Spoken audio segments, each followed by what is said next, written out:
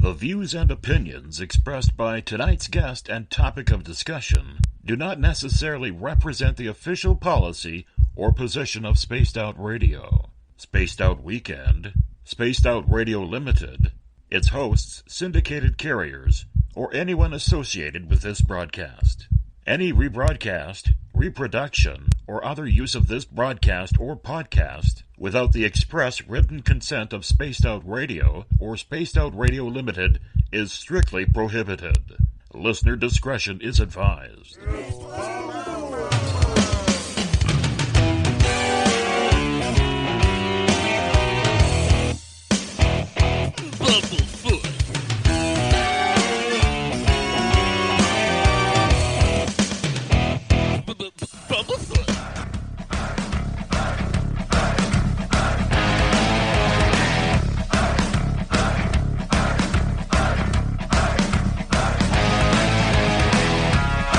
Are you experienced? Stop right there!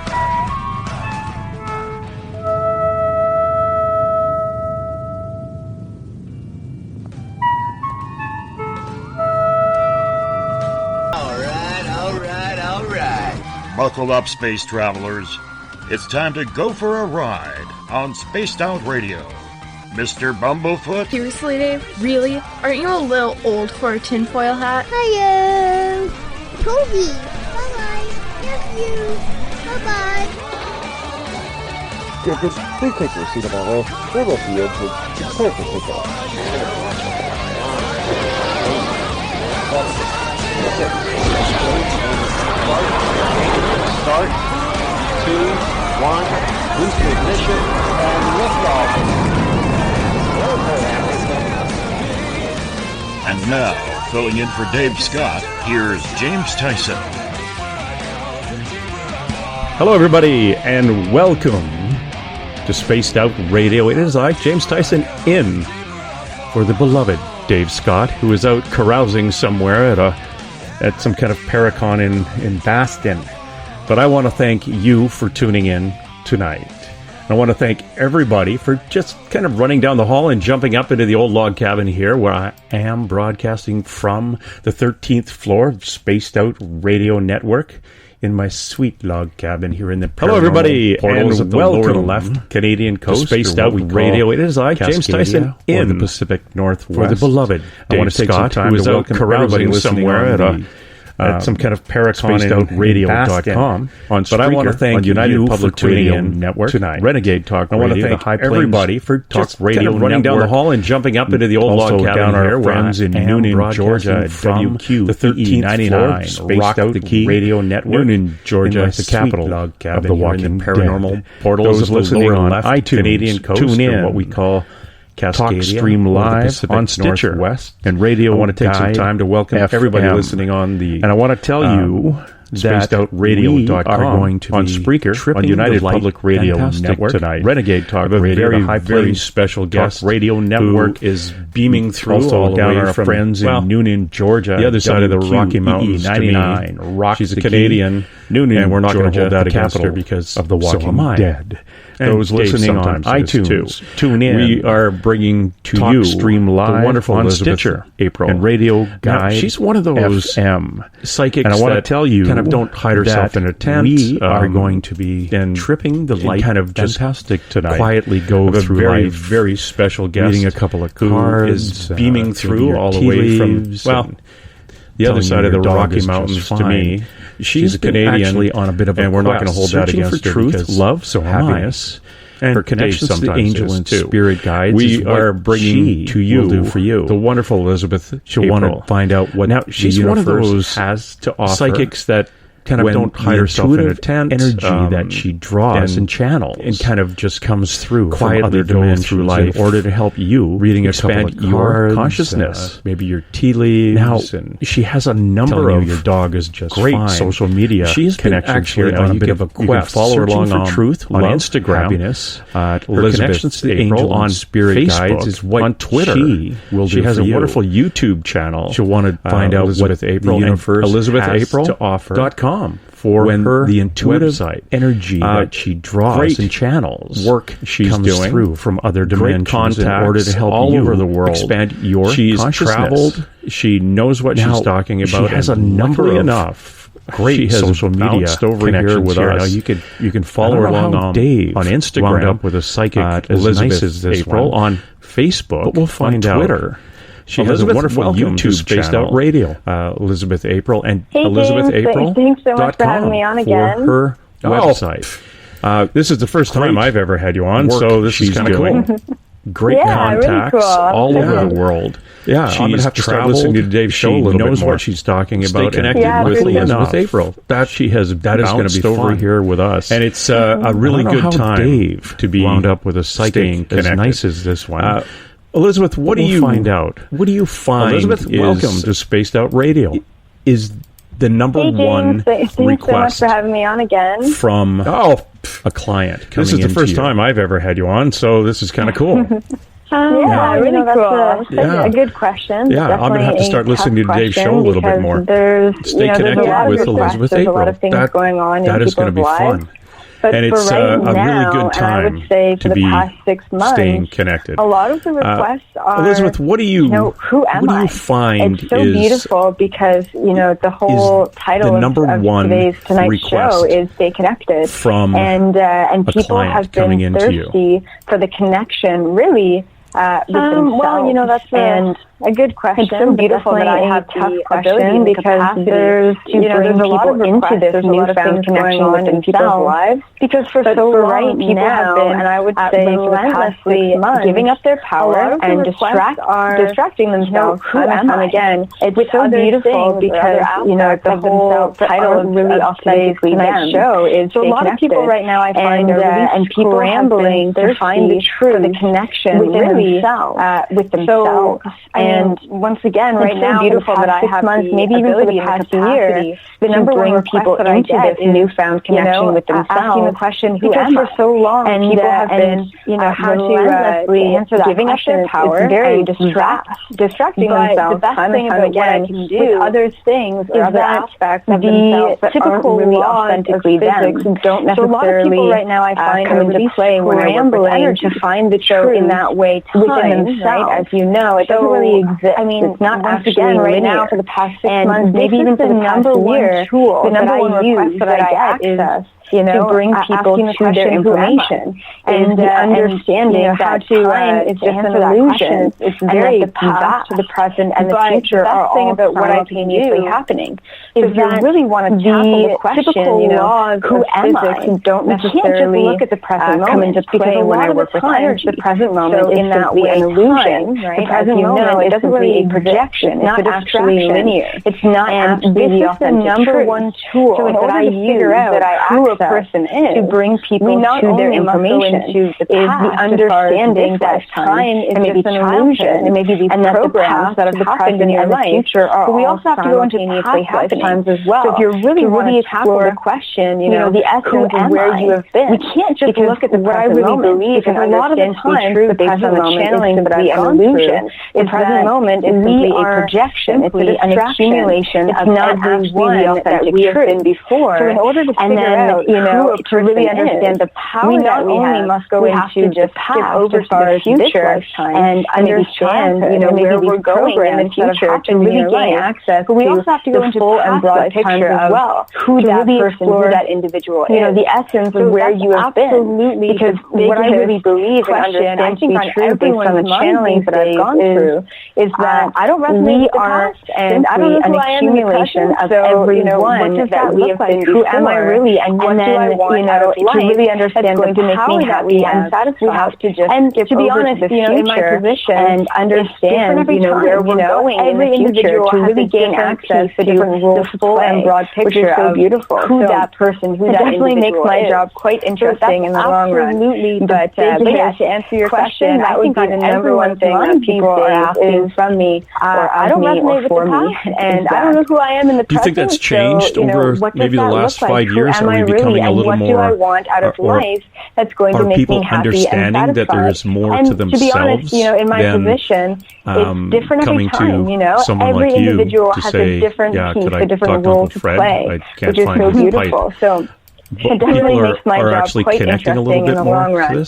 But yeah, to answer your question, that would be the number one thing that people are asking from me or of me I or was for finding me. a couple years ago exactly what you're Do you think saying. that's changed over maybe the last 5 years? Are we becoming a little more, with my health? or what's going on with my are people finances? understanding that there is more to themselves answer these questions, than and it's great to coming to someone like you to say, in the moment, could I but talk to Uncle that's Fred? not I really can't the find main his pipe. cause of any sort of fear and insecurity in your life. It goes deeper than that. And I learned so bang on, a really long time ago. I know I'm only 24, but I learned a long time ago that a couple years I ago am exactly not what you're meant saying. to be giving any information unless someone what's going on asks with my for health? it. Well, what's That's going really on with my my finances, So and it's great to just answer these questions, and it's great to to go deeper than what they're just asking me in the moment. But then I just not really the main cause of any sort of fear, doubt, and insecurity in your life. It goes deeper than that. The transition that I've been seeing drastically in the past couple of years. I know I'm only 24, but I learned a long time ago that with these I am not meant to be giving any information unless someone asks for it. But they're really my rule pushing me and pushing themselves. So, I mean, to understand the deeper messages here and to go deeper than what they're just asking me in the forefront, then I just deeper message to yourself. And,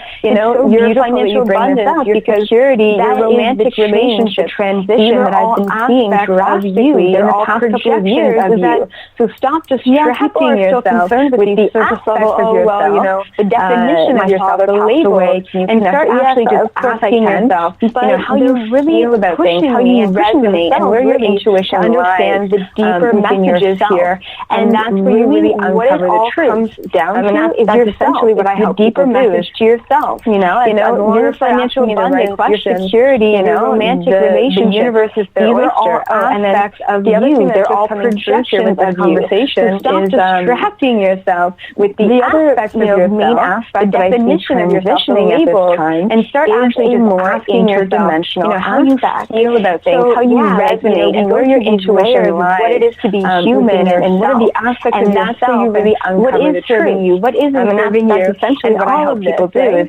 But, there's long as they're asking the right questions, different world. The universe is their oyster. And a new dimension that everyone's waking up to, and a part of this other dimension is the fact that, we aspect that I see transitioning at this time is a more interdimensional aspect. And not only on this planet, not only in this galaxy, but what it is to be human, and what are the aspects of yourself, and what is serving you, and the reason why they're so curious about all of this, these different aspects, there's other species entirely extraterrestrial, different world. It's because we as humans, new dimension that everyone's waking up to, and a part of this other dimension. So I mean, it's so funny. I just got the words in my head. It's like finding home. That's what it is. And it's infinite amount of searching for not only on this planet, not only in this galaxy, but within this universe through asking the right questions. And a lot of people are very curious about this. And the reason why they're so curious about this, these different dimensional, more cosmic aspect, and that we are not just is because humans. We as humans are simply different aspects of a lot of the future lifetimes that I've gone into with my clients. It's so funny. I just got the words in my head. Them on different planets in spaceships. That's what it is. Doing intergalactic missions. And it sounds a little bit like Star Trek, but we're now starting to really pick them up the universe through asking the right questions. And a lot of the aspect of ourselves that we've been missing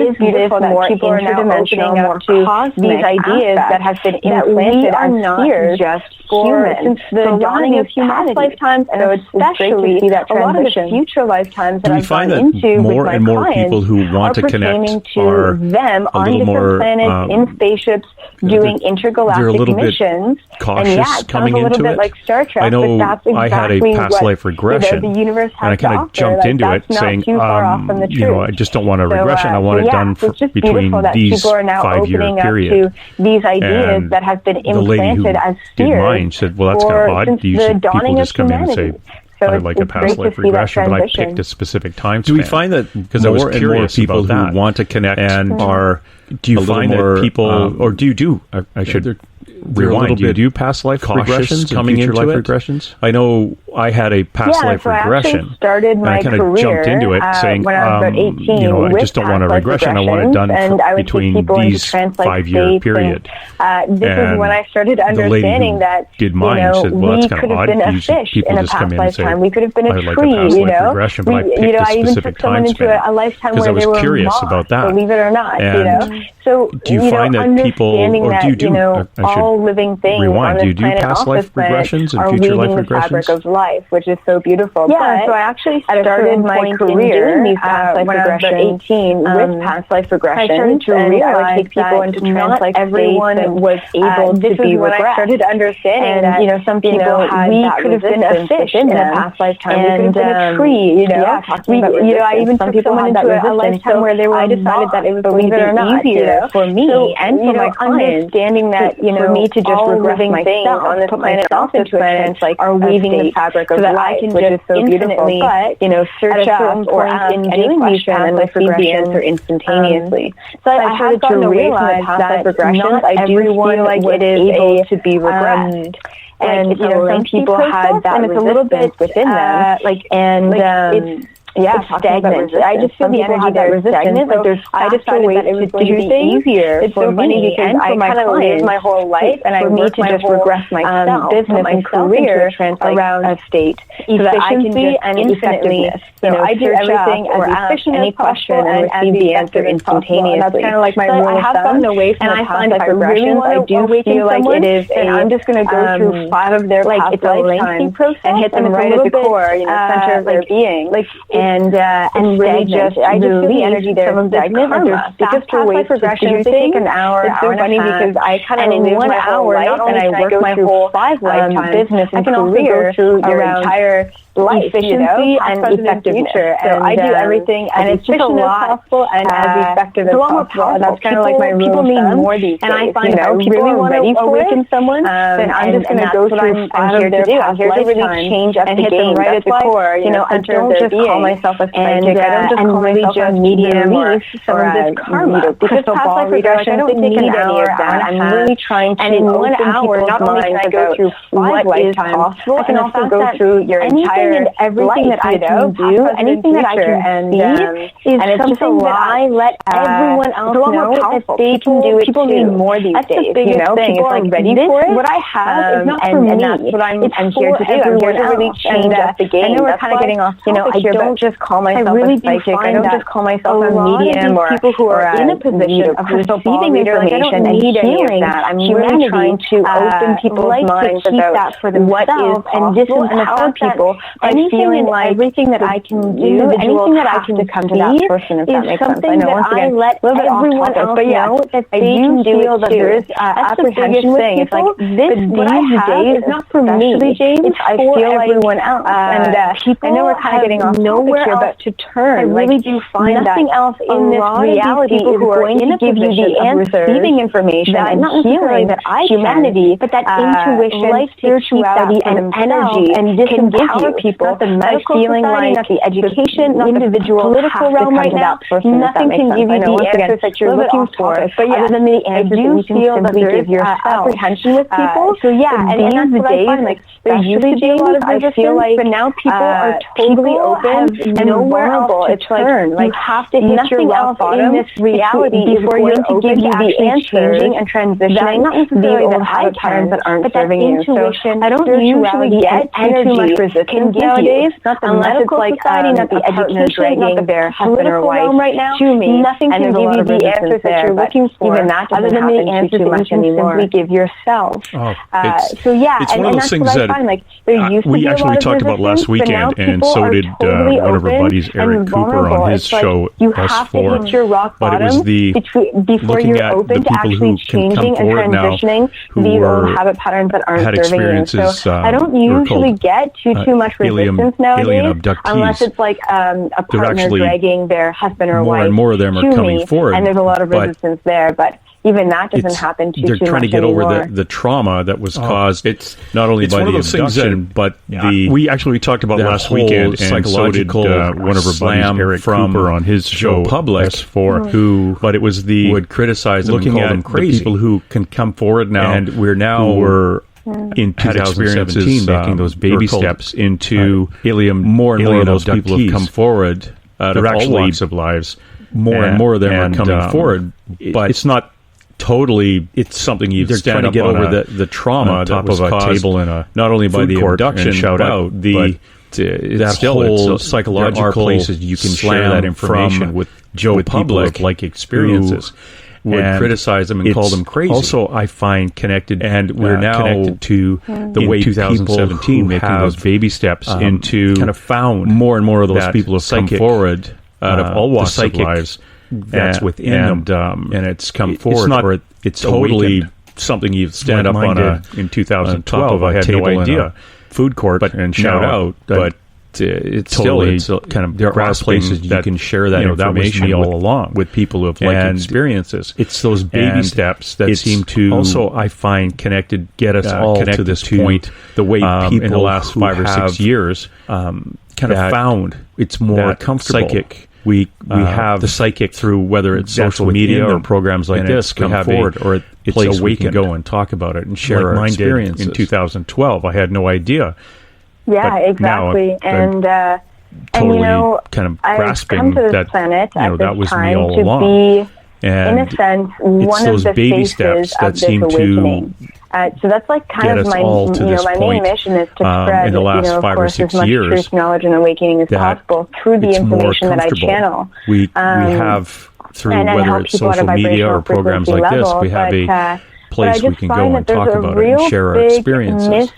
Conception about exactly and awakening about this energy, about this consciousness shift. There's a huge misconception between people like us and the rest of the world of this awakening. I feel like I am grounded enough. My main mission is to human enough, of course, as much truth, knowledge, and awakening as possible through the information that I channel. The best of both worlds and help people at a vibrational frequency level as this human. But I just find that there's a real purpose here is to not just target the audiences who are open to, awakening about this energy, but just conscious interdimensions and huge misconceptions like that between people like us and the rest of the world, the rest of the population. I feel like I am grounded in the water, quote unquote, human enough, but also quote unquote alien enough. And why do I feel really kind of bring out at a very rudimentary level, right? So harmonize I kind of want to be who I am for everyone else. And sometimes with April, it's a bit of a struggle here is to not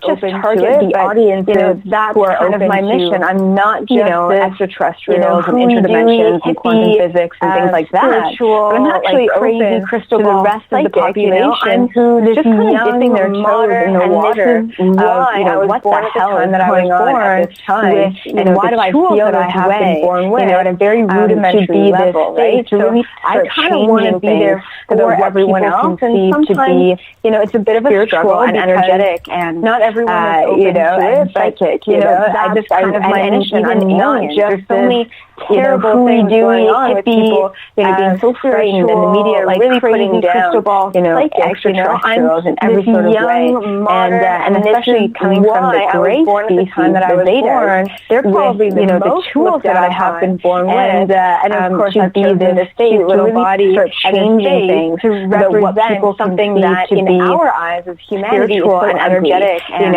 so scary, and psychic, so that's again, and really trying to change people. I'm not terrible things for all the great people, high vibration, so frightened, and the media are really putting down, but spiritual, high vibrational beings. I'm not just here for that. I'm especially coming from the great. They've already got it going on. I'm here for everyone. They're probably the most looked down upon. And of course, I've chosen this sweet little body and this face to represent something that in change their lives, because they're starting to wake up and realize how unhappy they have always been. Which is really trying to change people, but your big awakening in 2012, I think that was a major spiritual timeline, spiritual high vibrational beings. I'm not just here for them, actually. A lot of people, I'm not here for them at all. They've already got it going on. I'm here for everyone else.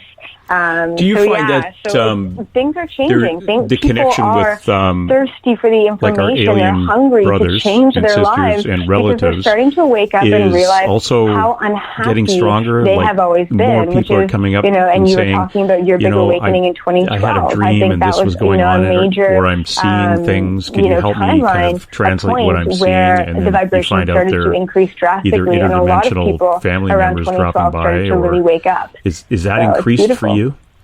Do you find that tenfold? I mean, the connection part of the with reason is because I like put our out the alien intention in brothers 2016 and sisters and relatives to really is also getting stronger. I put out the intention more people are coming up other, and saying, like high vibrational light beings. I had a dream and this was going on, or I'm seeing things. Could you help me kind of translate what I'm seeing? And then you find out they're either interdimensional family members dropping by, or seed planters. Is that increased for you? Who are going to be spreading as much of the same vibration as I am. The reason is because I put out the intention in 2016 many individuals over the past year, really, and a lot of them come to me with very rudimentary problems, and we end up going into other pretty high vibrational life beings. I've been Arcturian, I don't like my time is limited. I don't have a lot of time here. They're sitting in front of me wide-eyed. I don't have a lot of time here. I want to attract the other individuals who I can feel the resonation. Also pillars,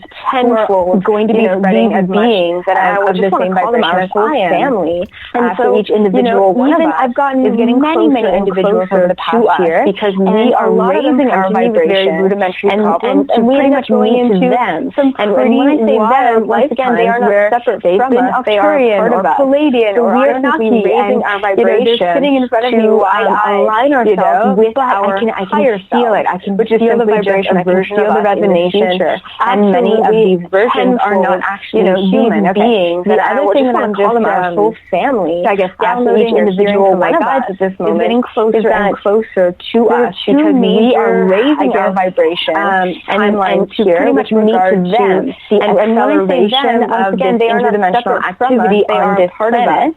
So one was raising our vibration in around 1960, and then the other was 1980.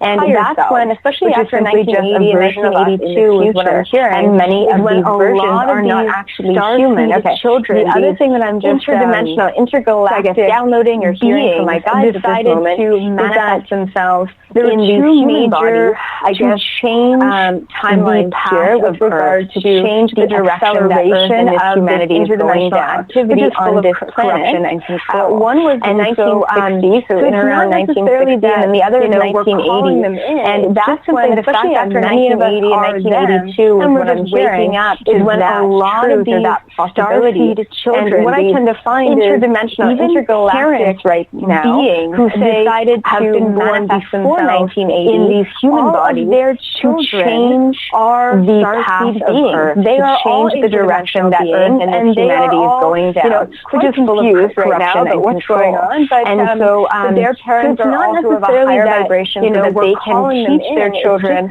about many of us more holistic, more energetic, and more connected things, or that rather than just what the education system and even this world parents right now who say have been born before 1980 in vibration, and there's an elevation in interdimensional activity, and they coincide, they go hand in hand, and they are all ufology, aliens are, consciousness growth, but they are one and the same, of a higher vibration, so that they can teach their children about, I do get the criticism that I am more energetic and more connected things, rather than just, what the education system and this world has to offer. And you're just always like this flowers and rainbows, everything's great, and vibration, and there's an elevation in interdimensional activity, and they coincide, they go hand in hand. Not all aliens, not all interdimensional beings are necessarily consciously growth, they are one and the same. And as we see an influx, that being said, the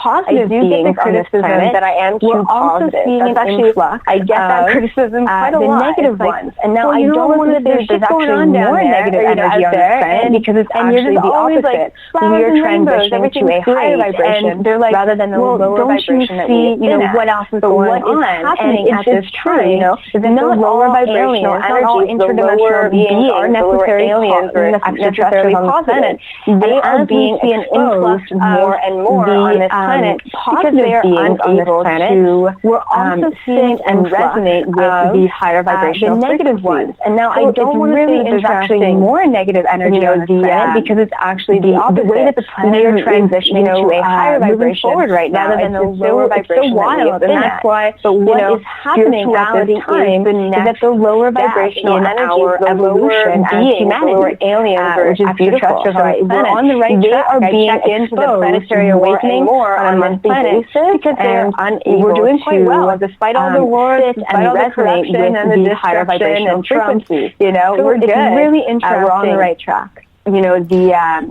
When you check in, the way that the planet is, take me through moving forward right now. When you say you check in to see what's coming, it's so wild, and that's why spirituality is the next step in our evolution as humanity, which is beautiful. So we're on the right track. You open up, I check into the planetary is it just something you check with your guides, or is it something beyond the guides? We're doing quite well, despite all the wars, despite all the corruption and the destruction and Trump, beyond the guides. We're good. We're on the right track. Just to kind of clarify for people who don't know, when you check in, each individual soul, kind of take me through that. On this when you say you check in to see what's coming. Set of spirit guides, right? And they usually consist of earthbound beings and non-earthbound beings. So a little bit of both. Brain here. So I can always tell you open how up human someone is it just something you check with your guides, or is it something beyond the guides? Beings, more interdimensional beings. So anyway, this is a great question. So how I check in, so pretty much on a per month basis, I will check in to once again the planetary awakening, just to make sure everything's going as planned. And I will actually get out of my body in a meditative state of spirit guides, and I will. They usually consist of.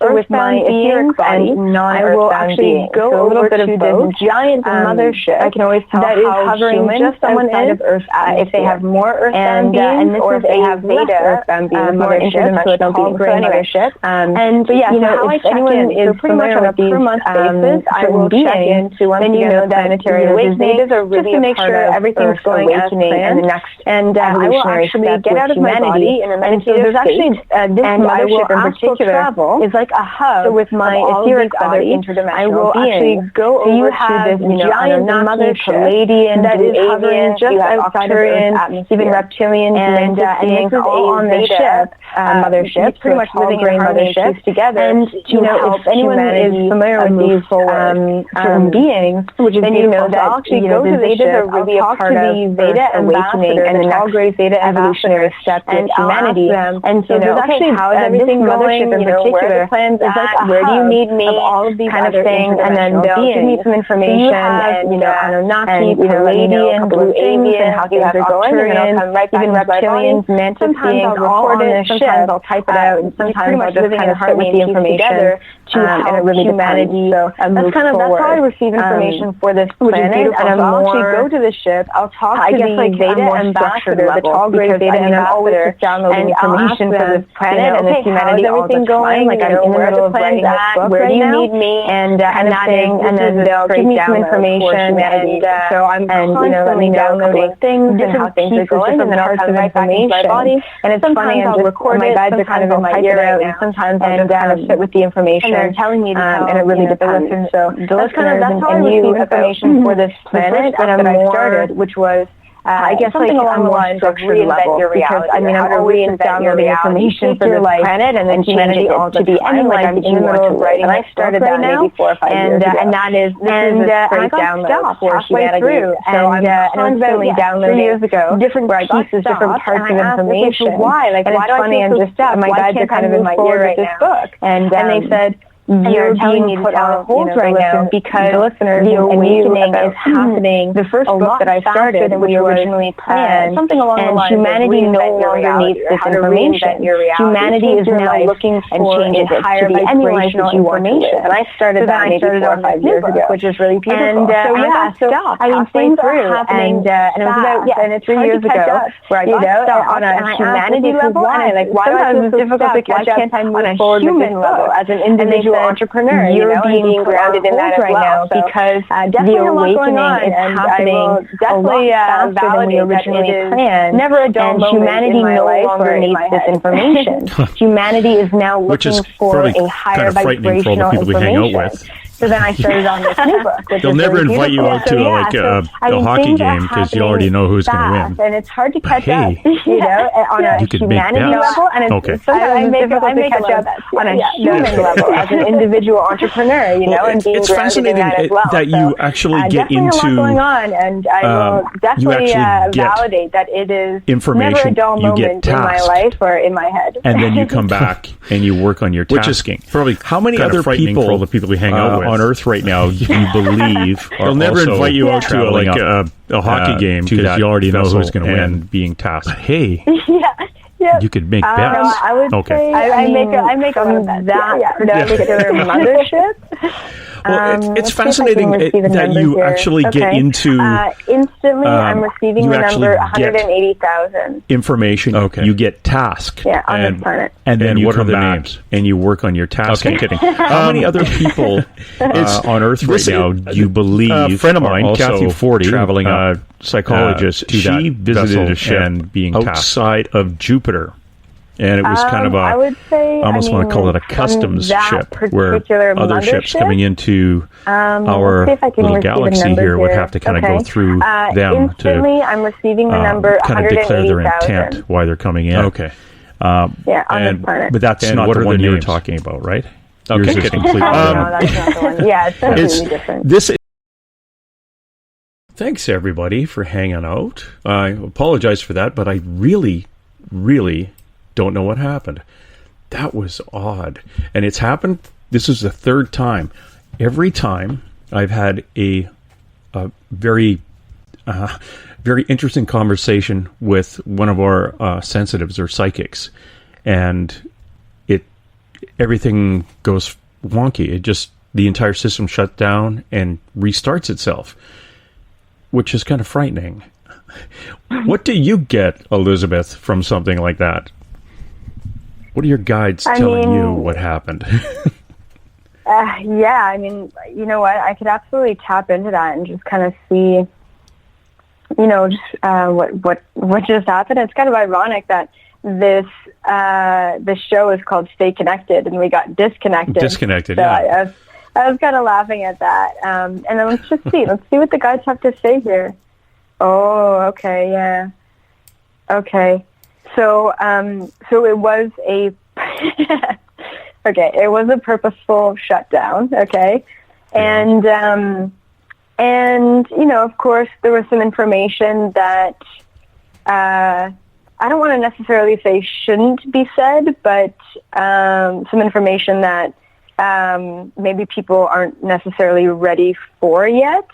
So now I'm not I'm not sure if it was a malice attempt or not. It's absolutely a third-party attempt as far as exactly who I can't exactly see right now. But it was a third-party attempt, and I get this all the time with, just energetically, the vibrations can be very, very high, and technology doesn't like to work in that case. So you should see the amount of shungite I have all around my desk because technology doesn't like me and my energy. And everywhere I go, technology it just messes up on me very easily. So it is exactly what the other person said last week.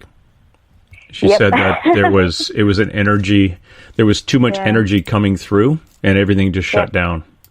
Yep. Yeah, and it was a third-party issue. Now, when we say third-party, I'm not going to get fired like the FBI head guy, am I? Or is this? It's more of a off our planet kind of interference. Absolutely. No, it doesn't feel like government at all.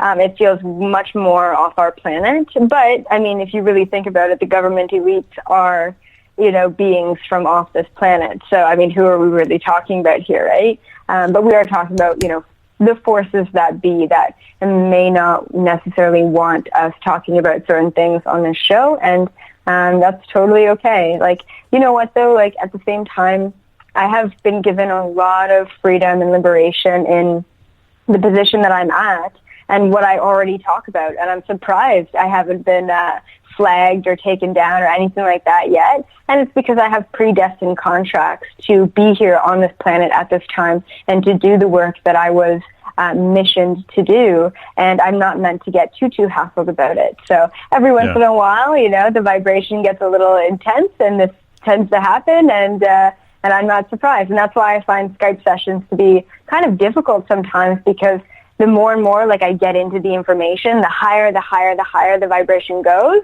the more the Skype session just completely freezes, and it's kind of a pain sometimes. But yeah, other than that, you know what? It's just that technology is not up to speed with a new vibration. That's really what it comes down to, right? Our technology is kind of old school. It's kind of archaic. It's kind of caveman, compared to the technology that I'm used to on these ships. It's wild. So, but I have high hopes that we're going to get there in our lifetime. Oh, I hope so. And I hope they send me a new computer.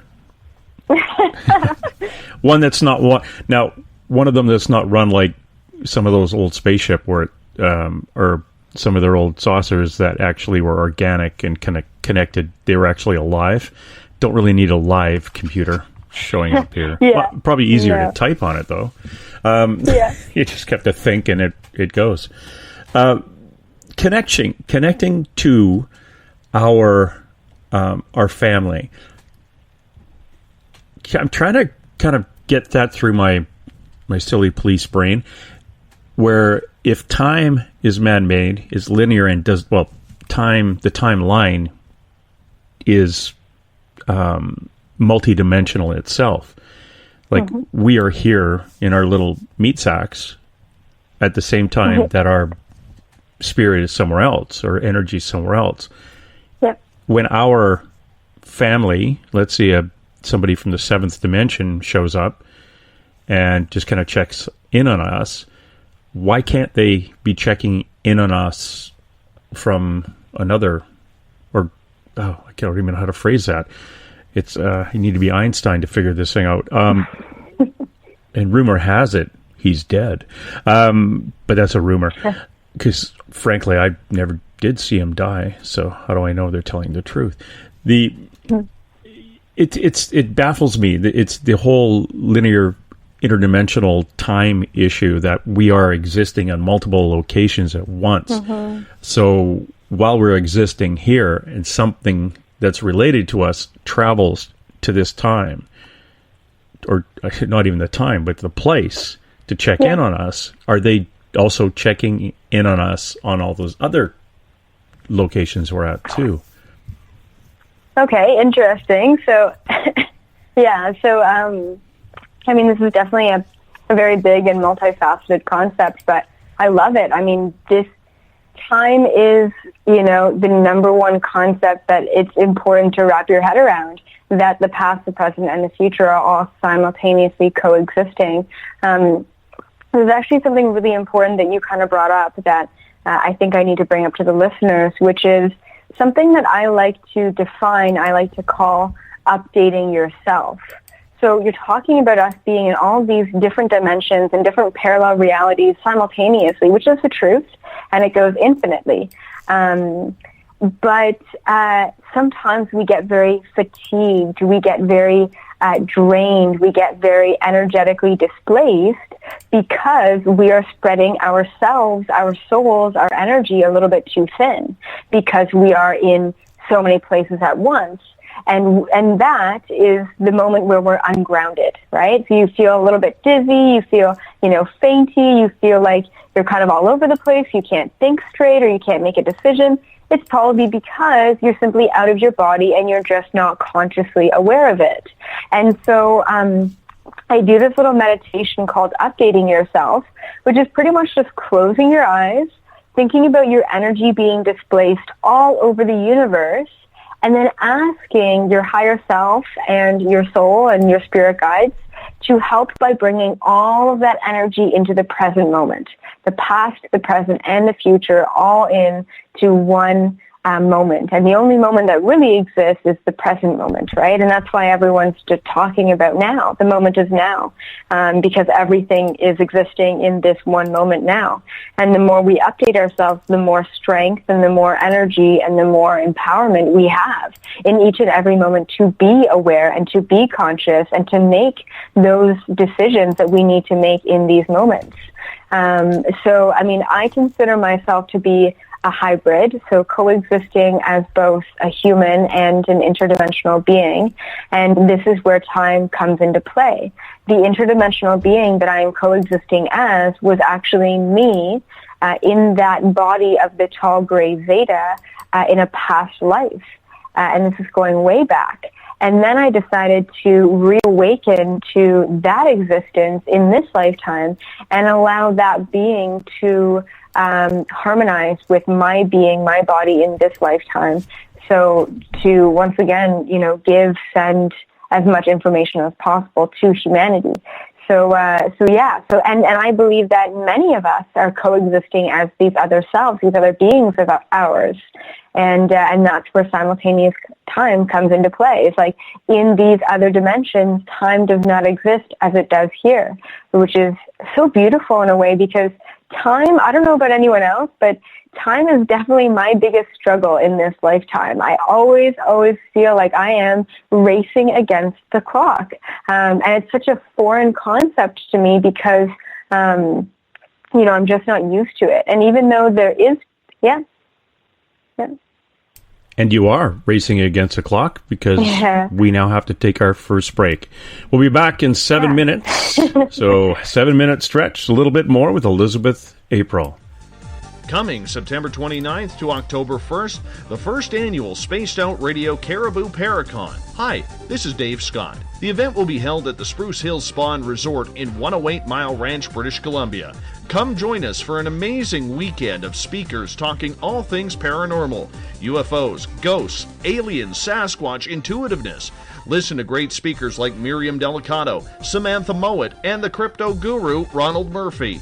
Get your VIP passes by going to spacedoutradio.com and clicking on the Paracon banner. Come to BC, where the paranormal is waiting for you.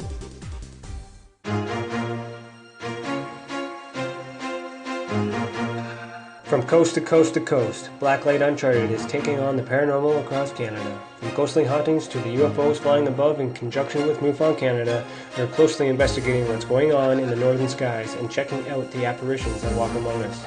Check out our videos right here at spacedoutradio.com. We want to know your thoughts, we want to hear your experiences, and we want you to share your stories. The answers are out there, and we intend to find them. Would you like to become one of our space travelers? All you have to do is click on the Space Travelers icon at spacedoutradio.com. For only $5 a month, you can get access to some great prizes, as well as private monthly shows, newsletters, and a members-only section on our website. Become a space traveler today. It's paranormal news at its finest. Welcome to The Encounter. At spacedoutradio.com, The Encounter online is SOR's trusted news source for everything weird and strange going on around the world. This is news editor Eric Markham. Our team of journalists are scouring the planet for those strange stories that rarely make the mainstream. No fear-mongering or fake news here. Head over to spacedoutradio.com and encounter The Encounter.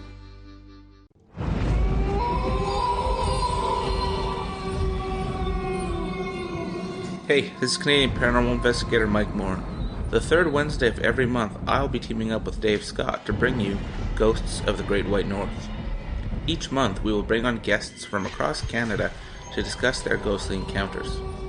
Canada is a paranormal hotbed with stories you've never heard, so we're going to bring them to you. So get comfy on your Chesterfield, grab a donut, and join us, eh?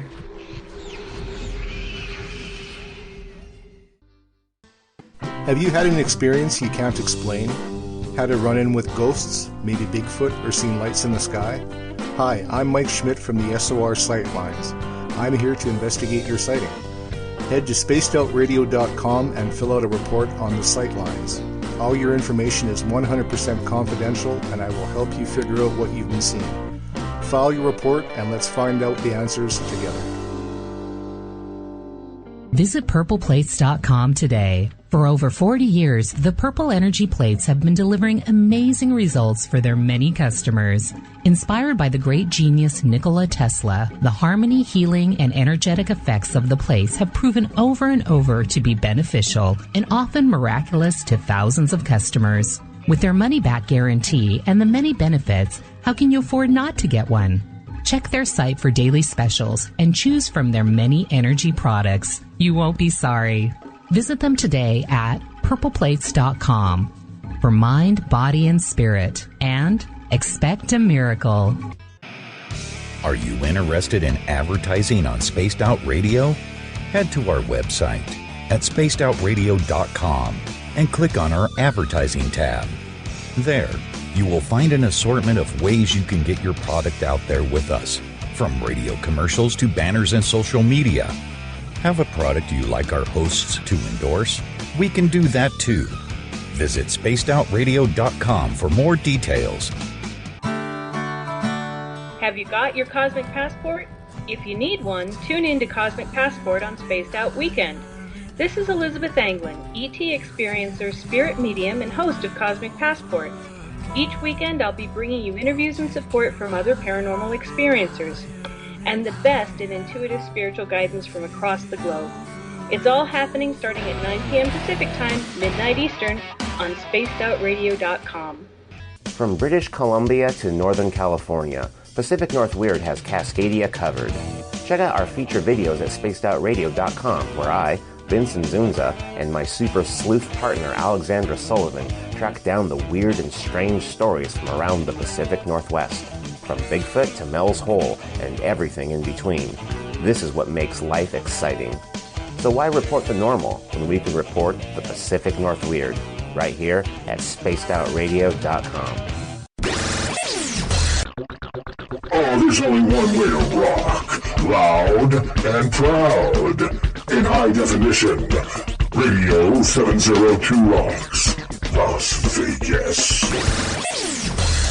Every Saturday and Sunday night, as Dave Scott wanders aimlessly in the wilderness, you can come hang out with me, James Tyson, in Spaced Out Weekend.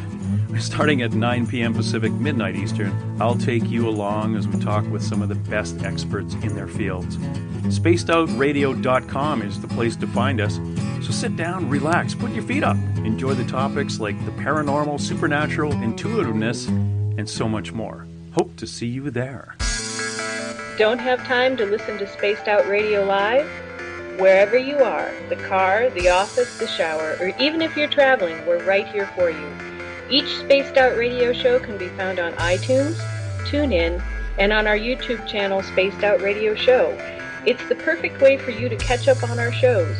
For more information, just head over to our website, spacedoutradio.com, and tune in to us today. The views and opinions expressed by tonight's guest and topic of discussion do not necessarily represent the official policy or position of Spaced Out Radio, Spaced Out Weekend, Spaced Out Radio Limited, its hosts, syndicated carriers, or anyone associated with this broadcast. Would you like to connect with us? Head to spacedoutradio.com for all your latest show info. And hit us up on Twitter using the hashtag Spaced Out Radio. Now, back to Dave Scott and SOR. Welcome back, everybody. You are listening to Spaced Out Radio. Dave's out of town, so you got James Tyson here. And you know, our friend Mike Schmidt, if you had an experience, you can go to our website at spacedoutradio.com, fill out the SOR Sightlines report. Now, Dave has got Mike doing the research, and he's ready to find out what's going on. So if you do have an experience, you've seen something, you've heard something, and you have nowhere else to turn, give us a shout. SOR Sightlines Report, and Mike Schmidt will look into that for you. And remember, the first Friday of the month is our Keith Andrews night on Spaced Out Radio. Keith is our resident ET expert, and he brings with him the ET experience with 50 years of contact. And if you want to get a hold of Dave, you can get a hold of him at Spaced Out Radio on Twitter. Go to his Facebook page, Dave Scott. Go to our Facebook page, Spaced Out Radio Show. Follow us on Instagram. You can follow me at James Tyson, SOR. Follow Dave at Dave Scott, SOR. Subscribe to our YouTube channel, Spaced Out Radio Show, which is the same thing if you want to go search iTunes. It's Spaced Out Radio Show. And, of course, our website, spacedoutradio.com. And now we're going to come back with the eerie and scary. Okay, she's not scary and eerie or anything. She's just our Elizabeth April.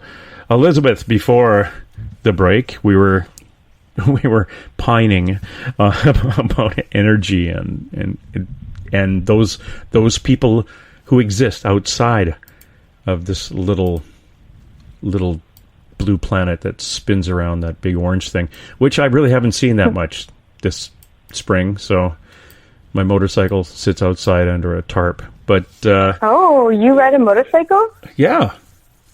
That's so cool. I ride a motorcycle. Hey, you want to go to Sturgis this year? Yeah, that'd be awesome. Okay, meet you there.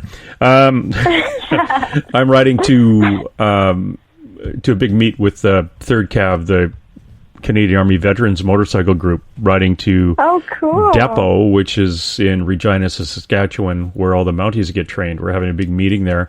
And then from there, we're heading south across the border and down to Sturgis. So that is my summer. So Dave will be paying me back for his tardiness on out in Boston, having a good time, eating chowder, whatever they do in Boston. While we were on the break, I asked you something that's always been intriguing to me, because a number of psychics I've had a conversation with don't really come out and disclose this too often, but a lot of them were quite surprised when I asked. But have you had an experience in the last couple of years where an extraterrestrial had replaced a terrestrial spirit guide? Yeah, I mean, so I have, earlier on when I was starting to open my third eye and really get in tune and in touch with myself and my spirit guides, a lot of the spirit guides coming through were high priests and high priestesses, oracles, healers, shamans, very, very spiritual, earthbound spirit guides. And now in the past couple of years, it's really transitioned to a much more interdimensional, much more alien, extraterrestrial voice and voices and many other beings that contact me. And so it has absolutely transitioned into a much more interdimensional feel as far as where I'm being guided and directed. But that being said, it's really important for me to stay grounded in my human so that I can, connect to as many other humans as possible. So sometimes I'll have to call in, my shaman spirit guide to connect me to my spirit animals and connect me to Mother Gaia, Mother Earth, and just ground me in that way. So, there's definitely a lot of chatter in my life. There's a lot of information going on, but I also only take my guide's opinion, I guess, or guidance with a grain of salt. I mean, just like I tell all of my clients and all of my followers to take, what I say with a grain of salt. It's not necessarily for absolutely everyone listening or everyone watching my videos, and you have to really discern for yourself what resonates with you and what doesn't. And I do the exact same thing with my spirit guides, and this actually shocks a lot of people. They feel like because they are in a different realm, a different dimension, a different place, they are better than us. They are different than us. They are higher than us. And this is actually a misconception. This is not the truth. The fact is that they are also contained within an individual being, which means that they are contained within a dimension, which means that they are no greater or no less than us, because we are also confined in a dimension. There are restrictions to our existence in both circumstances, which means that a subjective opinion coming from that interdimensional guide is absolutely possible.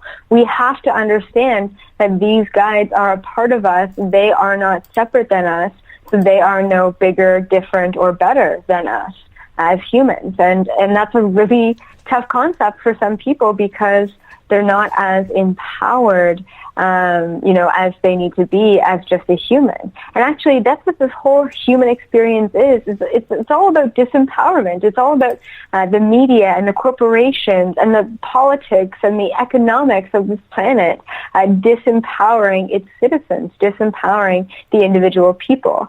And I'm really here to empower people again. And that's what my guides specifically are here to help me do for the rest of humanity, which is allow humanity to understand how powerful, how strong, and how high vibrational they all are, despite whatever's gone on in the past. So. Oh, wow. Last time you were on, there was a question from Catherine. You mentioned that Catherine was tagged and something else happened in New York. Now, she went back to New York and something pet her head when she laid down, and now her headaches are gone. Do you have any ideas what that would have been? Yeah, absolutely. So I actually saw that comment, and right away, her guides are fairly connected, just in general, and they were ready to give me the answer. And it was quite clear, and pretty much it was one of her spirit guides coming through. It felt very nurturing, very almost motherly, and very healing. And yeah, just the soft pet or the pat on the back of the head was to ease that pain. And there was something about a completion with New York. It started in New York, and now it's completing in New York.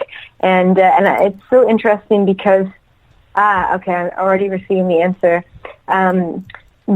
Whatever was placed in her head, in the back of her neck, was all about the vibration that she was at that point in time. And now that she's transitioned her vibration, the implant or the chip is no longer resonating with her current vibration, which is actually creating, it's almost like a feedback, for like a mic.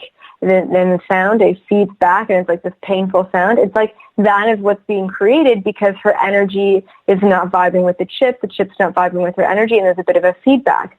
So what they actually did, because I didn't see that they removed it at all, it's still there, but it's like they updated it to its new software version, software version 2.0, and they updated the chip or the tag to align with her vibrational frequency. And they're saying that, eventually that it doesn't have to be in her anymore, and they're actually saying that it's helping her right now. It's helping her awaken and understand certain things, and they said that them updating the vibrational frequency is giving her a huge download of information, and just kind of to be prepared for that download of information and knowing that that's coming to her, because it does help her unlock different strands of her etheric DNA, which essentially just unlocks her spiritual connections and abilities. Oh, that's very cool. Yeah. I want one. Okay, I don't want an implant. I'm good. Careful what you ask for. Yeah, it's like, oh, they implanted a toaster. Dang it, that's not exactly what I wanted. Is that something that helps us with our ascension? It's our spirit guides coming in and flipping a switch? Or is it something that we're doing on our own? Oh, both. It's both. Okay. And this is great, actually. Even for the more spiritually evolved, actually, I'm getting the confirmation. Okay, so say, just for example, I'm going to kind of paint a picture for you with, say, spiritual awakening. Say there's a chart between 1 and 12, okay? And, 12 is absolutely awakened, enlightened, so much so that you no longer need a physical body on this plane. Okay, great. And then there's 1, which is very asleep.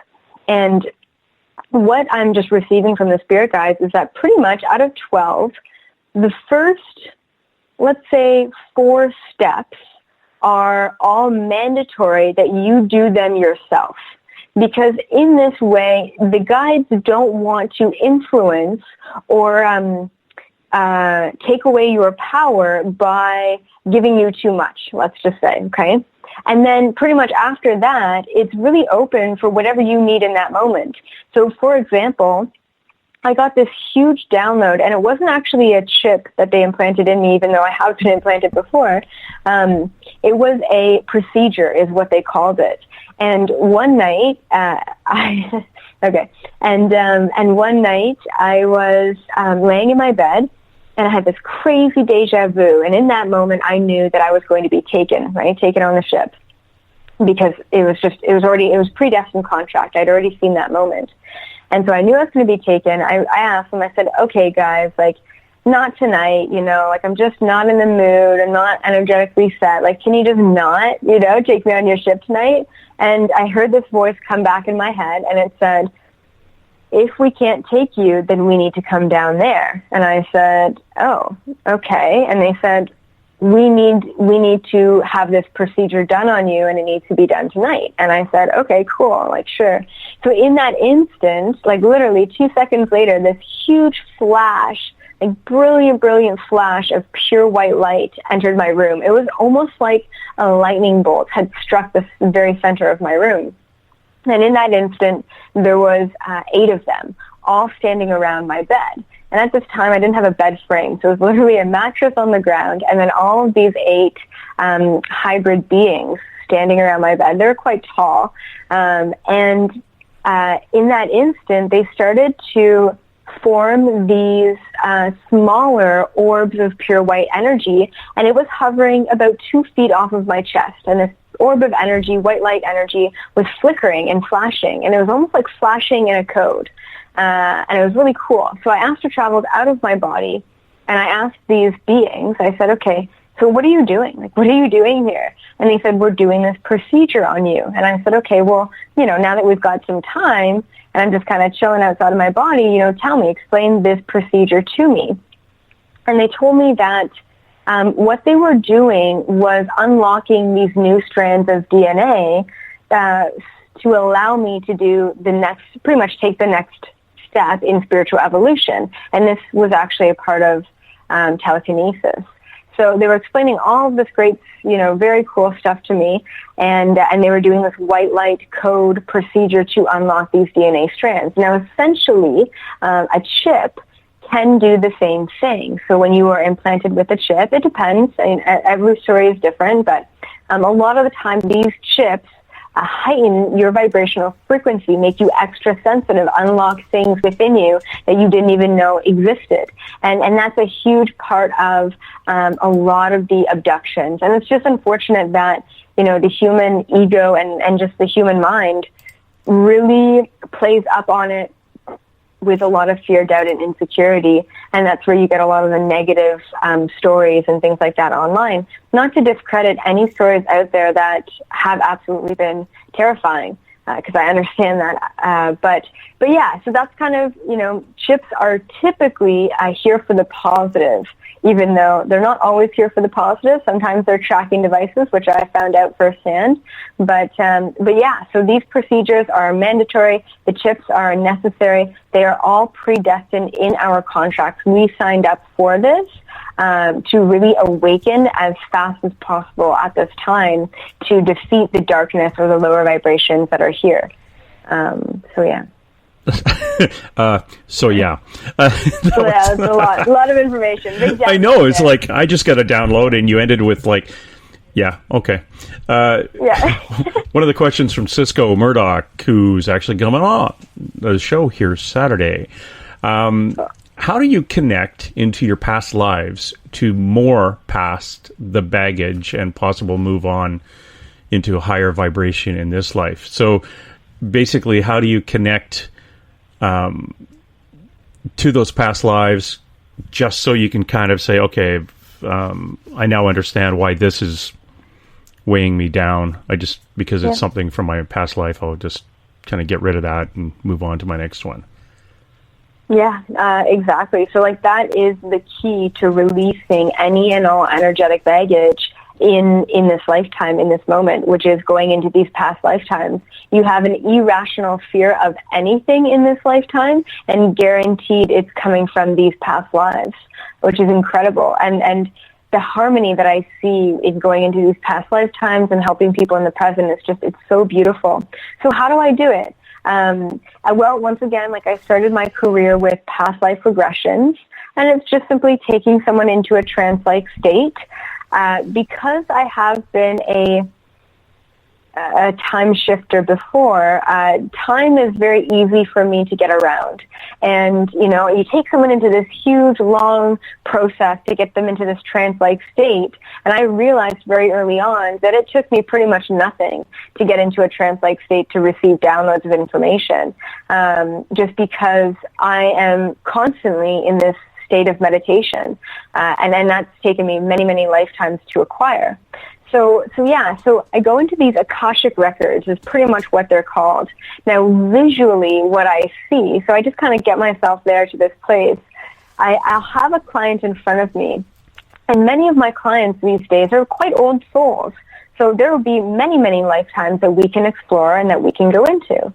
So I have a client in front of me, and I'll ask their spirit guides, I said, take me to the lifetime that is most significant to this person at this time in their life. And that's when the really cool lifetimes come up. And it's almost like it looks like for me anyway, everyone translates it differently, but the Akashic records look like a file cabinet with like a filing system. And then I see all of these records, all of these files going all the way back, almost like infinitely backwards, almost so much so that I can't even see the end of it. And then, I get taken to the place in the filing cabinet, in the system, the Akashic records, the spot, the lifetime that they need to look at. And then the file will pop up, and I'll literally dive myself right into that file, and I'll be sent into that lifetime. And then pretty much it takes me, 2 seconds to overview the entire lifetime, understand the lesson that person was learning in that lifetime, who was involved in that lesson in that lifetime, what happened to that person, and the mirror reflection of what's going on for them in this lifetime as well. The only part that takes the longest in these channeled sessions is actually translating and explaining all of the information. It takes me absolutely nothing to download the information. It takes me forever, what seems like forever, to actually explain the information. But it is through the explanation where the tangible considerations and the applications to your own life can really be considered and really be accessed, right? So translation is everything, which is beautiful. And we're not all telepathic quite yet, or we're not all aware of our telepathic abilities. So that's kind of, one of my limitations is language, is what I find. But so past lifetimes are so important to release all of this karma. And that's kind of a little bit of an overview of kind of how I do it. And then, most of these past lifetimes, I find that half of the past lifetimes I go into when I ask, take me to the most important one, are extremely powerful. They're like leaders of entire nations, entire civilizations. Or the flip end is a really, really dark past lifetimes. It's something deep, deep within them, a deep fear, a deep resentment, something that's going on that they need to release themselves. And just by going into this past lifetime, and this is what I tell all of my clients, you don't have to understand the language that I'm using. It's just simply a vibrational frequency that is being exchanged through this session. So all you have to do is listen to the past lifetime, and your soul is going to resonate with it so deep that it's actually going to allow you to release that past lifetime, which is really beautiful. So that is the key, essentially, to updating yourself in this present moment and accessing awakening in higher vibrational frequencies, is just letting go of the past. How do you how does Joe Sixpack get there? Like, you're gifted to travel back and look at your Akashic records. Could you look at mine or a client? And when you look at them, like you say, it takes 2 seconds for you to, download or understand them all. But how long would it take you to express that information to the client? It depends. I mean, I can go into every single detail of a lifetime, and it could take hours, or I could skim over the lifetime and really just pinpoint the significant moments of it. But what I really suggest for people who are interested in past lives is either, go see a past life regressionist and go get a past life regression done yourself.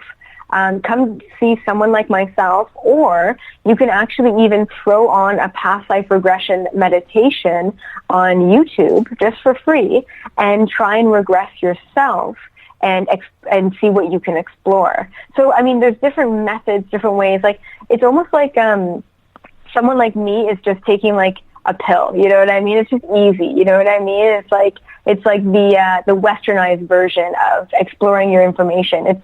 I consider myself to be the universal Google, right? Anything that you need to know, you can just type it into my head and it will pop up, right? So and in that way, it's like I have to almost put a limit on things that I look into because it's infinite. Information is infinite.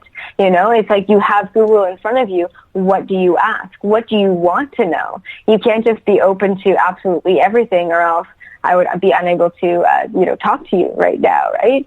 So anyone can do it. Anyone can experience their past lifetimes, and you'll be surprised because deep down, somewhere in your life, you are already expressing your past lifetimes. Actually, this brings up a funny point. I tend to find Halloween is a hilarious time of year. And the reason being is because a lot of individuals are drawn to dressing in a costume that exemplifies them in a past lifetime. And it's wild. It's mind-blowing. It's like, that makes so much sense. Of course you would want to be, blank because, you have been that before. And it's one day out of the year where you can fully get into character and fully express yourself as who you have been before. It's very liberating for a lot of people, and they're not even aware of the fact that they've been there and they've done that and they've been that pirate or that doctor, So it's kind of, it's funny to see and just be aware of all of it. And then people are slowly but surely starting to wake up and really put all of the pieces of the puzzle together. That's fascinating because I know from around here, obviously there was a lot of women that in a past life was just a really dirty cat woman. But that's kind of, hold on, that's you in a past life? Should have told your parents. Now, I understand from taking a couple of courses I've taken in meditation that if we want to kind of connect with our guides, we work on raising our vibration. It's kind of like they're on the second floor and we're reaching up from the first floor trying to reach them, and they're reaching down to communicate. And you're trying to come together. They're trying to lower their vibration, and you're trying to raise yours so you can get a bit of a communication. If I need to connect to my higher self, is that similar? Yes and no. It's very similar, just raising your vibration to connect to your higher self and the other beings in your life. But with the higher self, it's more of like an internal connection than an external connection. It's extremely difficult to translate or to explain because it's more of like a feeling than something tangible. So once again, like connecting to your higher self is connecting to yourself in this lifetime. So the more and more that you love your human self, the more you love the harmony of your human and your consciousness, the more and more you will be getting closer and closer to your higher self. You have to accept yourself as this human flesh bag before you love and accept and bring in your higher self. And I got taught this lesson because I kind of abandoned my human self for a little while, and I was told by my higher interdimensional beings to love my human more, or else I'd be so ungrounded that I would attach myself to the idea of who I was in another dimension, in a body, and I would be completely disconnected from my human vessel, and I was unable to carry out my mission if I were to do that. So I really needed to take the time to ground myself in my human and work on more physical things rather than just always trying to attain a certain level of spiritual growth or awareness. Can you tell if you have a client come to you, and can you tell if they've actually achieved connecting with their higher self? Oh, absolutely. I mean, it's instant. Usually the higher self comes through with them. I mean, just today I had a client this morning, and their higher self came through right away. And it was an elemental being. It looked like almost like an elf, like a beautiful elfish woman. And it looked like kind of like a being from Avatar, the movie. And even it looked like she was from a planet that looked very similar to Avatar in the elemental realm. And she had no idea what I was talking about, but she started crying. She's like, I don't know what elementals are. She's like, I don't know what that means, but she's like, it just resonates. It feels so right, and she was very connected to that. So, I am getting these crazy connected beings who are already working with their higher selves, and they're not even aware of it. So it's kind of like this catch-22 situation. Awareness is the key to unlocking abundance, manifestation, freedom, liberation, consciousness, all of that. Like, we are not aware of how powerful we are and the things that we are already doing. It just takes the knowledge of knowing that you're doing it for it to be made a reality. Oh, okay. Because it's really hard for me to determine whether I'm even getting there, because I have a hard time forgiving myself. I can forgive people that did things wrong to me, and I have done this. I've gone through everybody, and I'm not carrying any real heavy grudge against individuals. Every so often one will brew up, but I can try to brush that off. But forgiving myself is the hardest part, and I think I need to do that before I can ascend into my higher self. Yeah, absolutely. I mean, I find that acceptance and forgiveness are very similar, right? So as you accept yourself, you forgive yourself. As you forgive yourself, you accept yourself. And that is a huge key in connecting to your higher self. Now, if you're looking for a more tangible, a more physical key, right? So of course, self-love and acceptance and forgiveness, it's all, that's all a part of it. But a tangible thing that you can actually work on that is going to change your connection. It's very simple, but it's very difficult. Is quieting your mind, right? It's quieting your ego. It's quieting your human so that you can just listen to the messages that are always being brought to us in every single moment. People don't realize how connected they are because they're just so distracted. So, I mean, if you really want to hear something, you have to shut your own brain up, pretty much. But that's the key. Cisco was asking you to talk about star seeds. We kind of touched on that in the first 10 or 15 minutes, but Cisco, she's always late. No, I'm kidding. But the star seeds, it probably connects, she's saying it connects with many of the people listening, but to connect or to find if you are a star seed, there's a number of people out there that say, well, I'm a starseed, or I'm indigo, or I'm this. And a lot of times I look at that and I think it's kind of ego talking. They want to have a label. They want to be recognized as something very cool or very mysterious or things like that. But I would think somebody who's a starseed would be basically humble when it comes to that, if they believe they are one. Yeah, absolutely. You know what? I mean, this brings up a really good point, which goes off of that completely, which is like spiritual ego. That's what I call it. And it's just people, wanting to belong to something. And that goes against every fiber of what spirituality is all about, is wanting to belong. Because what, like, truly, in my perspective anyway, my opinion, what spirituality is believing in yourself and connecting to yourself. So it's not anything external to you, and that is the very foundation of spirituality.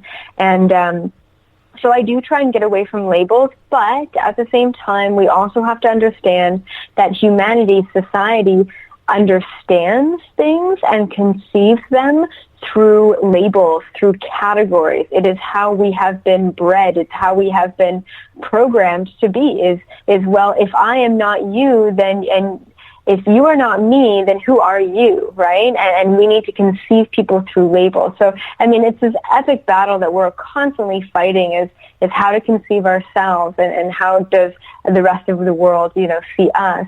But as far as like star seeds are concerned, like I was saying, there's so many star seeds that are being born, or indigos, or whatever you want to call them. All I want to say is that these are beings, these are people with higher vibrational frequencies and a higher connectivity to the outer realms, which is beautiful. So, I mean, whether you want to say that you are this interdimensional being and a human, or that you are, something different, or whatever you want to say that you are, it simply comes down to vibration. Your vibration is higher than what this planet has sustained before, which means that if you are a starseed, if you are one of these indigos, if you are one of these higher vibrational beings, there's a couple of ways to tell. And I bet you this resonates with most of the people who are listening in. One of them is not being able to conform to the normalities on this planet, okay? So, for example, not being able to conform or understand the education system, not being able to conform or understand, the normal societal structures, the institutions, the structure of this society of humanity, of, social cues sometimes are very difficult. And especially when it comes down to processing things at, say, a quote-unquote normal rate. People who are more interdimensional or connected or higher vibrational just do not understand what it is to be human. So sometimes they can be socially awkward. Sometimes they can be fidgety. Sometimes, their mind is all over the place, and it's because they're over-processing things. They are simply in many places at one time, and sometimes it's very clear to see, right? Some people are more grounded than others, and that's why sometimes it's more evident to see if someone's just I don't even like saying older soul, but a higher vibration, because this body is not entirely serving these higher vibrations, just like technology is not entirely serving these higher vibrations. So that's kind of my spiel on starseeds and indigos and whatever you want to call them. But the fact is that, a lot of the children being born nowadays are coming from these other realms, these other dimensions, because we are all meant to be pillars of this higher vibration to spread this light across this planet so that we can all finally live in peace and harmony. That's what we all want. And I would say that every single person who's listening tonight is either a starseed or an indigo or a light worker of some sort, because, we're all gaining access to this information that is not only going to change our own lives at an individual level, but it's going to change every single person that we come across. Whether we say or do anything, our vibration exists within everything, and we're constantly changing that in every single moment. So, so that's kind of what I needed to say on that. Yeah, it's kind of interesting when you talk about the high vibration people.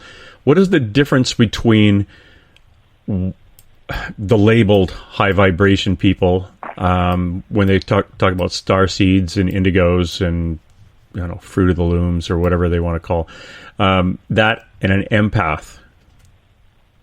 Is that just another label? Yeah, absolutely, just another label, but a little bit different here. So empaths don't necessarily have to be high vibration. So that's where they're different, okay? Very similar that a lot of high vibrational people are simply empathic. And for those of you who don't know, empath is just being extra sensitive to other people's thoughts, feelings, and emotions, and just energies in general.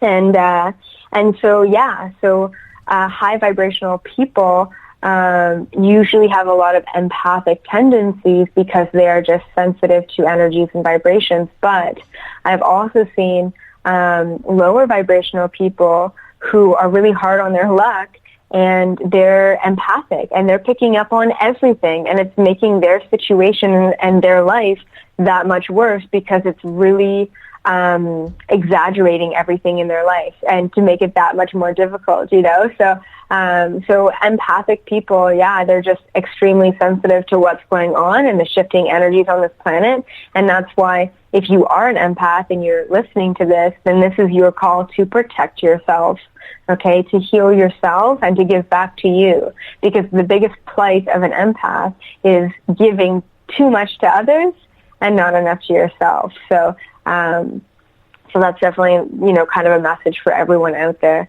especially the ones who are extra sensitive. Okay. Would you consider me an empath? Let's just take a look at your energy. Okay. Okay, so it's interesting. It sounds like a doctor looking at my x-rays. It's interesting, but your spleen is in your head. Yeah. So, you used to be a very much more, the first word that came to me was stubborn, but a much more logical, analytical kind of person who needed facts in front of them. But you're starting to change and shift your energy drastically. And I'm even getting the past 4 years here. And so what your guides actually would prefer to consider you is not necessarily an empath, but an intuitive. And now you're probably going to ask, well, what's the difference there? So the empath is once again very sensitive to other people's thoughts, feelings, and emotions. Usually empaths feel the energy across their body, either physically across their body or emotionally, and they feel those sensations. That's empathic, right? You're feeling those energies. Now, they're saying that you're more intuitive than empathic. Although you have empathic tendencies and you're heightening your sensitivities, you receive more so logical and informational downloads. And really what they're saying is that you don't necessarily just receive these straight downloads like I would, but you receive it's almost like the missing piece to the puzzle. You're very good at taking a step back and looking at bigger pictures and then piecing it all together. And you've actually kind of positioned yourself in that position in this lifetime to be able to do that, to take a step back and to piece everything together. And that's kind of the information, the intuitive information. It's you know what to look at when, and you know what to piece together at what point in time. And that's kind of your more so spiritual abilities rather than just being, emotionally or physically sensitive to things, if that makes sense, if that resonates with you. Mm-hmm. Yeah, because I went through this thing where I can look at somebody, whether it's a picture in a book or or on Facebook, look at somebody's picture on Facebook and and I can look at them and say, high vibration person. Ah, cool. Yes. And there's your intuition. Yeah. Or people will walk by and I'll look at them and I go, oh, I've known you all my life. And it ends up being that it's that vibe. My daughter, my oldest daughter, Lauren, is supposed to be twice as switched on than I am, though. Oh, very cool. Yeah. But, see what your guides think about her, because she's crazy. She had a ghost living in the house just because the ghost liked her energy. And and she went through the whole high anxiety and trouble sleeping, and all her friends dumped their crap on her, and the typical feeling sick when her friends felt sick. So it's and I thought, okay, she's just a 10 times higher than her dad kind of thing. So it is interesting. I like that. I like the idea of of raising a vibration. And it's just, to me, it's, it takes me work to do it. You do it when you wake up in the morning. Yours is already set on max. But I really have to work on through meditation and trying to connect, and then trying to figure out if it works. Those connections. My goodness. Yeah. You've been doing this, well, a number of years, which is amazing, because you were born 4 years after I was a policeman. So it's like I could be your dad. What was I going to go with that? Does this come from anyone else in your family? Does your mother was she switched on like this too? It's funny, actually. My mother is quite a young soul. She's so absolutely amazing in every possible way, but she has a lot of love to give, but she doesn't go very deep. She loves everything that I do, and she fully supports me, but she doesn't go that deep. Now, no one else directly has the abilities that I have, and I would say it's very similar. My father is quite spiritual. He's quite in tune, and he's the one who actually gave me my first ever past life regression when I was 16. And that's when I started to really open up and awaken about who I really was at that time. And so, at a certain point, he was doing healings and Reiki and past life regressions on me, up until probably 16 to 18, and then at a certain point, I completely surpassed him, and now I'm the one giving back to him as far as information, and he asks me all these questions, and we kind of go back and forth in that way. So I would say that he would be the one who's more connected, although he hasn't had any direct messages. He is quite intuitive, so and he's getting more and more so. So. Yeah, so that would be, really the only connection there, even though I'm thankful to say that my whole family really accepts and loves me for no matter who I am or what I can do. Is this what you do is this what you do now? Or do you, work at Wendy's and... so this is my full-time position in life. So I actually just got started in 2016 with all my social media, with my YouTube channel. That all got started just a year ago. And in 1 year, I've seen an absolute transformation with where I thought I was going to be and just where I am now. And I just didn't think that people were ready for someone like me, in the fullest and truest extent. And now I'm just getting the feedback that's really shocking, but also so beautiful, because people are ready for this vibration. They are ready for this next step. They are ready to understand that we are more than just who we are in this moment. And it's really great to be in this position at this time, taking on full-time clients to the point where I have to actually block off some time for myself because I'm almost working too much. So, so it's all about a balance, right? Yeah, I had my friend Joanna, the same thing. She was doing readings almost 7 days a week, and she was burnt just out. It was crazy. Yeah. And had to quit her real job to start doing the psychic job, and still taking on more than she should. And really had to back off doing that. What's your YouTube channel? Yeah, so it's just, if you just go onto YouTube and look up Elizabeth April, you'll find all of my videos. I think I'm at almost 55, 60 videos now. And it's great because they're all just 5 minutes. And they're just huge downloads of information. So a lot packed into just 5 minutes, and I cover many, many topics, from quantum physics to spirit guides to past lifetimes to reptilians, you name it, I've pretty much covered it, and that's a great source of free information. The other thing that I wanted to mention as well is that I do live Facebook videos. So very similar to this, where you've got a feed going and many people commenting and replying. You can actually ask me your direct questions, and I will channel live for you off of Facebook. So that's another way to get some information and to connect to me as well. So it's just Elizabeth April across all social media platforms, and I should pop up there somewhere. Eventually. You'll be popping up. When you started, when you actually thought, I'm going to start doing this for a living, was that a bit of a reluctant commitment, or were you a little bit cautious, or did you just get good guidance and they said, go for it, step off the cliff and let's go?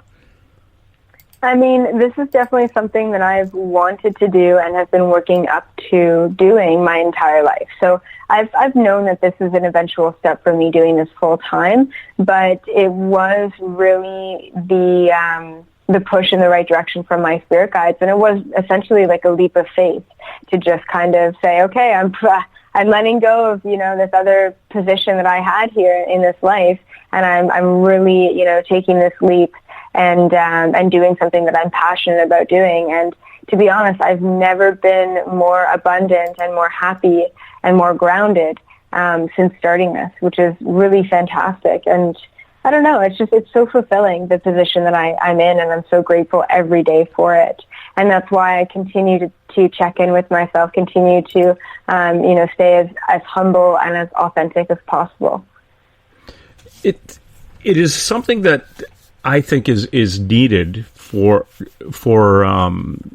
the people who don't quite understand what all these different changes in their lives are.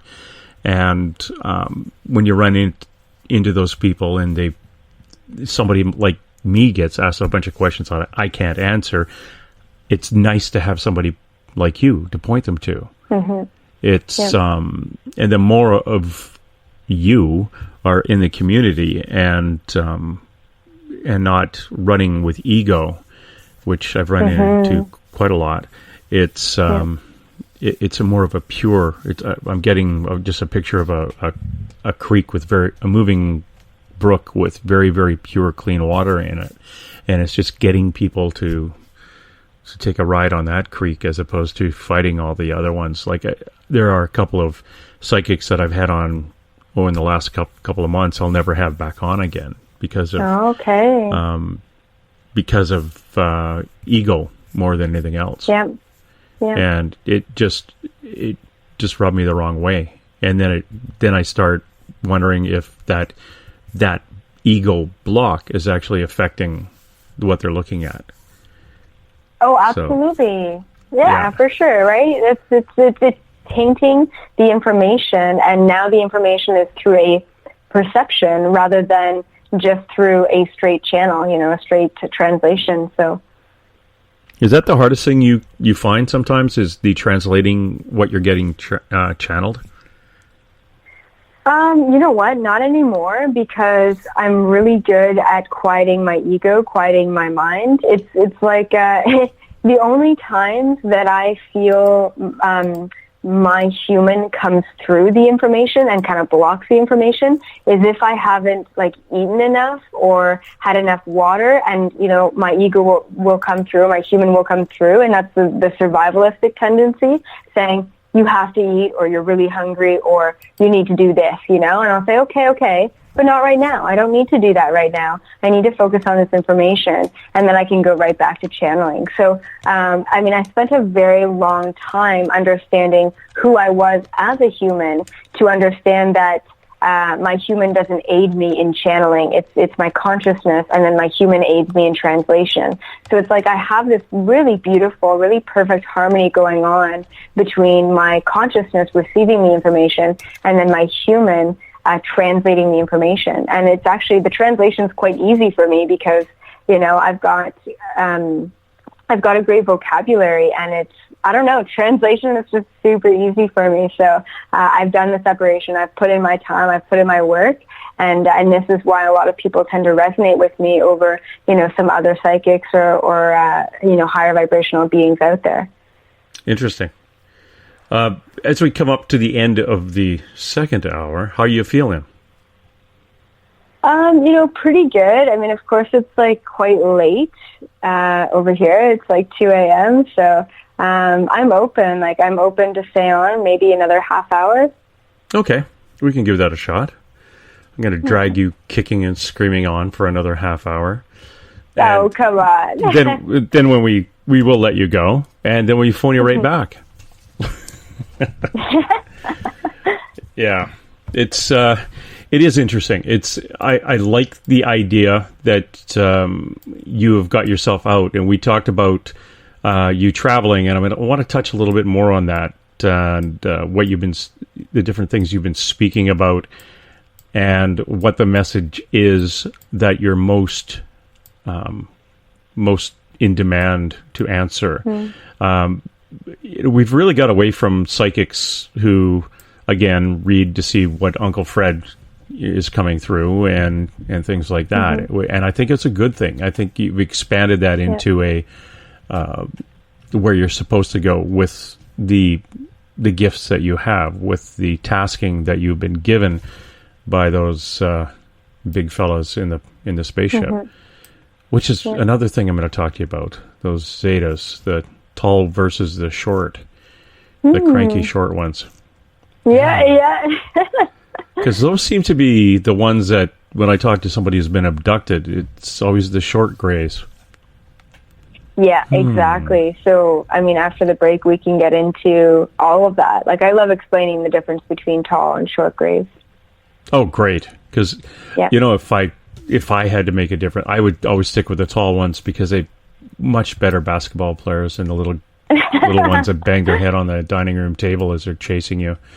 And, I would, and remember, if they are chasing you around the dining room table, try not to be wearing socks on a hardwood floor, because it's a real pain in the butt. We're going to be back with more from the darling Elizabeth April right after this bit of a break. The SOR Sightlines is a place for you to find answers to your strange experiences. Hi there, this is Mike Schmidt. If you have had an encounter with ghosts, UFOs, Bigfoot, ETs, or anything else that doesn't make sense, head to spacedoutradio.com and file a Sightlines report. All information you give is 100% confidential, and I will personally help you find the answers you need. SOR Sightlines, your answers are a click away. Have you got your Cosmic Passport? If you need one, tune in to Cosmic Passport on Spaced Out Weekend. This is Elizabeth Anglin, ET experiencer, spirit medium, and host of Cosmic Passport. Each weekend I'll be bringing you interviews and support from other paranormal experiencers, and the best in intuitive spiritual guidance from across the globe. It's all happening starting at 9 p.m. Pacific Time, midnight Eastern, on spacedoutradio.com. Hi there, I'm Butch Witkowski, lead investigator with U4COP.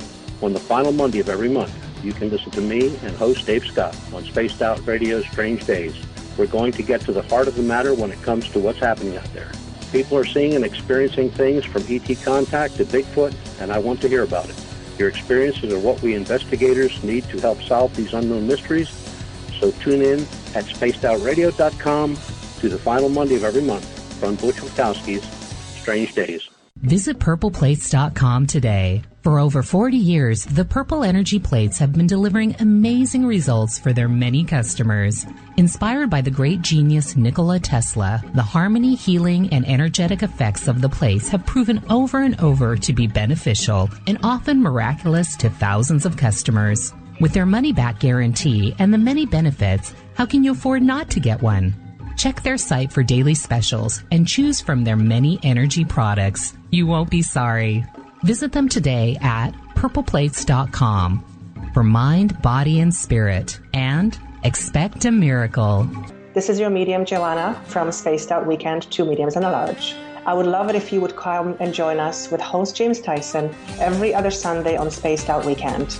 Together, we will take your calls and your questions live. Our goal is to provide you with a positive outlook on deep questions that you may have. Questions regarding love, relationships, money, or whatever else is on your mind. Come and check us out at spacedoutradio.com. This is Eric Markham, news editor for Spaced Out Radio's The Encounter Online. We have put together a great team of writers and journalists from all over the world to bring you top-quality paranormal stories From alien encounters to the latest conspiracies, you won't find any of that fake news here. True stories and top-notch reporting as we look to bring these experiences to the mainstream. The Encounter online, only at spacedoutradio.com. Patrolling the Pacific Northwest, we are always on the lookout for the strange and unassuming stories that real people are experiencing. Hi, I'm Vincent Zunza from Pacific North Weird. Me and Alexandra Sullivan have teamed to bring to you those odd stories that never seem to make it into the mainstream. Stories so weird that will leave you scratching your head wondering, is this real? It's as real as it gets with Pacific North Weird. You can watch our videos right here at spacedoutradio.com. Become more intimate and interactive with Spaced Out Radio. Join our Space Travelers Club with your new membership. For $5 a month, we'll provide you with special access to the website, monthly prize draws from books to psychic readings, along with monthly newsletter, private interviews, and more. Sign up today to be part of Spaced Out Radio's experience. Looking for a place to advertise at a very reasonable cost? Look no further than Spaced Out Radio. SpacedOutRadio.com has an advertising tab that you can click to check out our daily, weekly, and monthly packages to play on the radio, or our website including social media. From commercial spots to banners, we have it all. Check out our competitive pricing today. Don't have time to listen to Spaced Out Radio live? Wherever you are, the car, the office, the shower, or even if you're traveling, we're right here for you. Each Spaced Out Radio show can be found on iTunes, TuneIn, and on our YouTube channel, Spaced Out Radio Show. It's the perfect way for you to catch up on our shows. For more information, just head over to our website, spacedoutradio.com, and tune in to us today.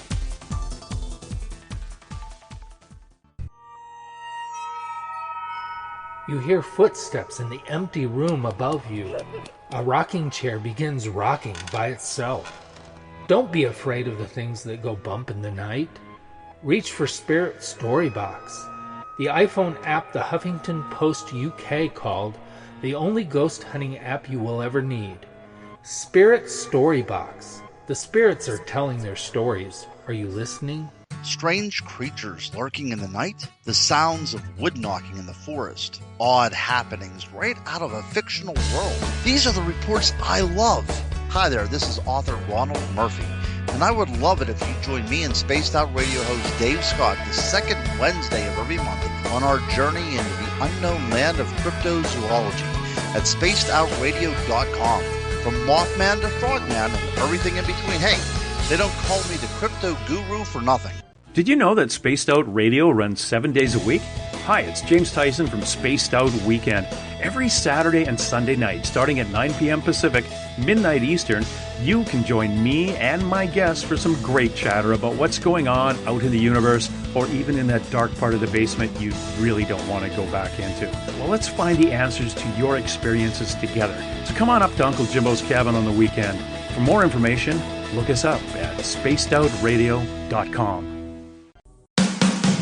The views and opinions expressed by tonight's guest and topic of discussion do not necessarily represent the official policy or position of Spaced Out Radio, Spaced Out Weekend, Spaced Out Radio Limited, its hosts, syndicated carriers, or anyone associated with this broadcast. You're listening to Spaced Out Radio with Dave Scott. Follow Dave on Twitter at Spaced Out Radio and hashtag Spaced Out Radio, and on Facebook, Spaced Out Radio Show. Now, back to the program. Welcome back, everybody, to Spaced Out Radio. Tonight we have Elizabeth April, and we're talking about staying connected with yourself and all those other energies you'd probably want to stay connected to. While we were on the break, we were kind of bouncing through a couple of questions. We had one from Corey on with the Spreaker. Last time he spoke with Elizabeth, she confirmed that he had an implant in his head, and actually hurt that night when they were talking about it, and after actually. But after that night, he really thinks it's gone. What do you think about that, Elizabeth?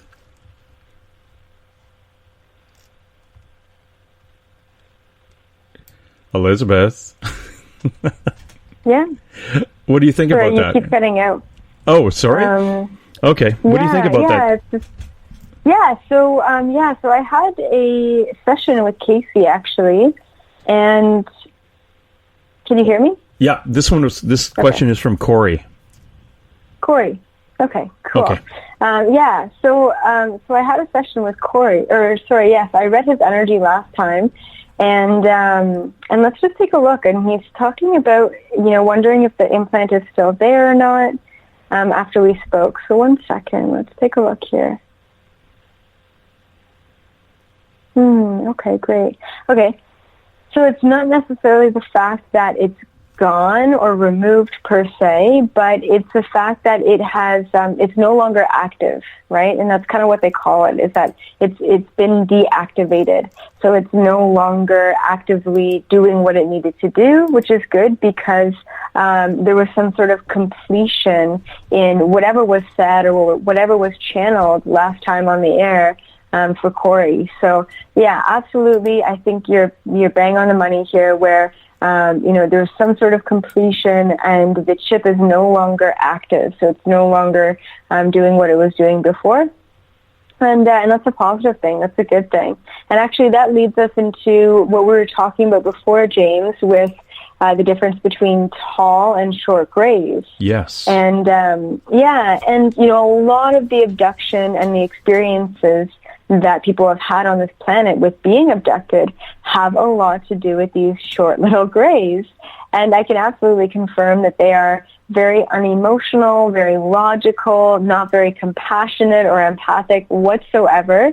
I just have to validate that they do not have the capacity to be compassionate, to be emotional, to be, connected in that way.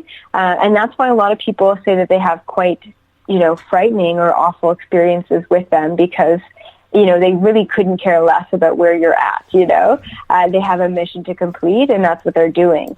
They are the worker bees for the other taller grays on the ships. So there's pretty much short grays, medium grays, and tall grays. Short grays are specifically the workers. They're meant to, build things, have technological breakthroughs, and really just meant to carry out the tasks that we need done, for this awakening and for that planet and that civilization. The medium grays are more so the delegators of the tasks. So they're kind of like the managers of the short grays, and they oversee things, but their positions are still limited. And then the tall grays, which is where I come from, are meant to be the most intellectual and also the most wise out of the three different strains of grays. And the tall grays do have, you could call them emotions, even though they don't have emotional expression, but they are very connected to source energy. They're very connected to intelligence. They're very connected to emotions and expression in that way. And of course, everyone, all of them are all telepathic, which is kind of this one unity consciousness, which is kind of cool to experience in a lifetime as well. So yeah, so that's kind of like the difference between all three grays, and definitely the tall grays are going to be the most rare out of the three that you hear about or that you come across, and the short grays are going to be the most popular. There's just simply more of them because we just need more of them, pretty much. So that would just be the worker bees. Yeah. Sorry, what was the question? Sorry, they'd be like the worker bees they're the ones doing more of the hands-on work, let's say. Yeah. Yep. Absolutely. The more so that's more so physical things, like the physical abductions, the energetic transmutation of our vibrational frequency is done by the taller grays. Now, I've been told. I've been told that if you had an experience and you've got a bunch of these short little grays grab you and you're off in a ship somewhere, you have the right to ask for another being to be there as kind of as an observer to make sure that you're not cut up into little pieces or something. Is that true, or to your understanding? Yeah, I mean, I haven't had too much experience with the short graves other than, getting them to carry out some of my tasks. But that is absolutely a possibility. If you feel frightened, if you feel like your life is being threatened in any way, you can absolutely call upon someone else to be there to oversee things. The short graves, they're pretty good at what they do. But once again, they don't have the capacity for anything a little, deeper than what they do, and that's why people feel very threatened in their presence, even though they are not meant to hurt or harm humans in any sort of way. But human experiences perceive things differently, even though they're pre-contracted to do those things. It can be quite a frightening experience. Now, that being said, I will say that there are gray species out there, because there's many gray species, but there are gray species out there that are quite negative, that aren't as positive as I paint, my particular gray species. So I don't want to discount or discredit anyone else out there who has had these experiences with short grays and have had very negative experiences.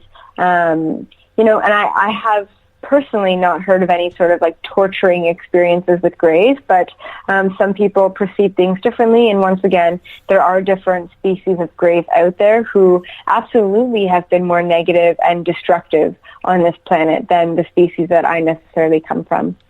What is the most destructive species other than man on this planet right now?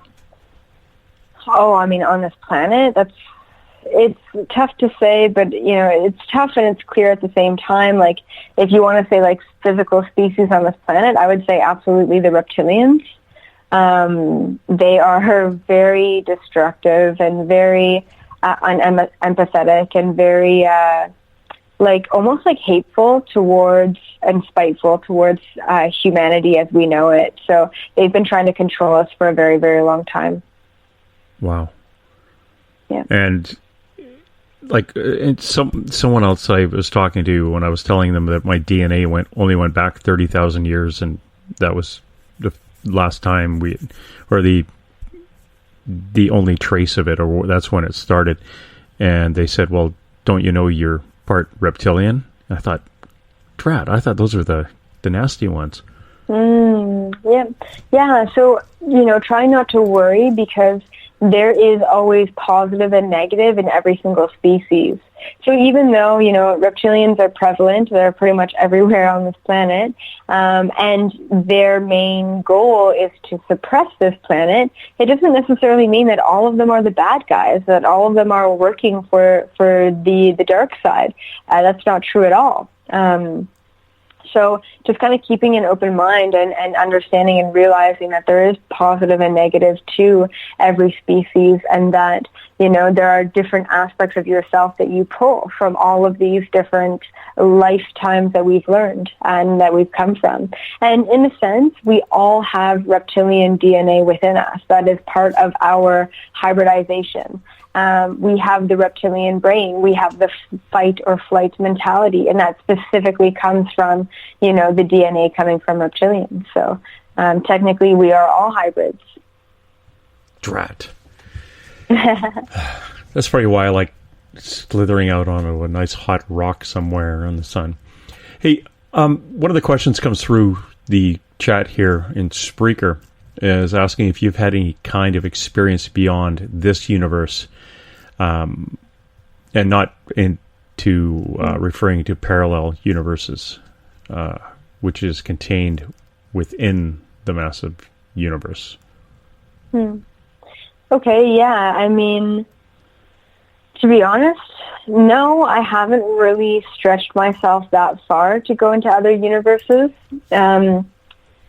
It's so interesting. Yeah, I've definitely gone into parallel realities and parallel universes, but never a different one consciously anyway.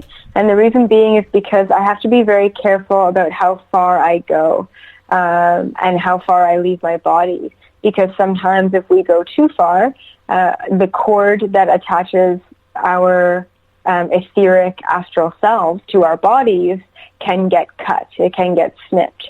and then you can kind of lose your way and be very aloof for the rest of your life. So so I just have to be very careful about, how far I go and where I go and when I go and how I come back, which is really important. And that's why I kind of stay within this universe anyway. But I have seen some pretty wild things and some other dimensions that are contained within this universe. And it's quite an interesting place to be, you could say. When you say that if the cord gets snipped, you are very aloof, is that what you said? Yep. Oh. Yeah, so you're just out of your body, right? You're just very, you're very ungrounded. You're very, liminal, you're just kind of, you can't really make up your mind. You're kind of all over the place. You can get dizzy really often and just things like that, just being ungrounded, just being all over the place kind of thing, because you're not harmonized with your astral self. You're not harmonized with your consciousness. So you're just kind of, you're piloting an empty plane kind of thing. Okay, a couple other questions here. One of the people are asking that they heard that there were good reptilians. Is that, would you think there are? Is that one of those things where there's so many of them that there might be a race of good ones? Oh, absolutely. I mean, like I was saying, there are good and bad reptilians. There are good and bad individuals in every single species out there. So, I mean, even though they have been really demonized a lot in the past, and a lot of it, they deserve it, we can't say that the whole species is bad, There are a lot of good ones that are also working with the Galactic Federation and the Tall Grey Zetas to help awaken this humanity. So yeah, absolutely, there's good and bad in every species. Oh, wow. So the Galactic Federation, let's just touch on that really quick, because that just rolled off your tongue like we've all watched every episode of Star Trek. Oh my God. I'm going to get zapped by lightning for saying the W word instead of the Trek word. But in the Galactic Federation, it's basically the United Nations of the other side, the space, the non-Earthling types, correct? Yeah, I mean, that's exactly how I explain it. It is like the UN for this galaxy, for this universe. It is an accumulation of all of the species that are out there kind of in one place with one mission, How can we perpetuate the vibration in this universe, in this galaxy, on this planet? And that's, it's just every species kind of getting together and working out these universal issues. What is the big deal with us? Why do umpteen species have to get together and help us? This is a loaded question. There are so many aspects to this, but mostly it's because we are this grand experiment. This planet has so many layers, so many facets. This reality has so much to it. And there's so many ways that I can answer this question, but one of them is that we are this grand experiment between being a hybrid and having the DNA of multiple different species. So not only are we physical, third-dimensional beings at an atomic level, but we also have the capacity to travel interdimensionally. This is something very rare in species of such a lower vibration. And the other thing that really sets us apart, the other thing that makes us so special in this universe at this time, is the consciousness grid that was manifested, that was created, that was manufactured for this planet, that is around this planet. And some people call them ley lines. I call it a consciousness grid. And it is really the thing that connects every living thing together on this planet. And this consciousness grid was created for this planet to help us awaken fast, to help us awaken exponentially. It's almost like back in the day when, language was created on one end of the world. It was actually simultaneously created on the other end of the world with no communication between the two groups whatsoever. And we've seen this with inventions, we've seen this with breakthroughs, we've seen this with revelations in entire civilizations time and time again.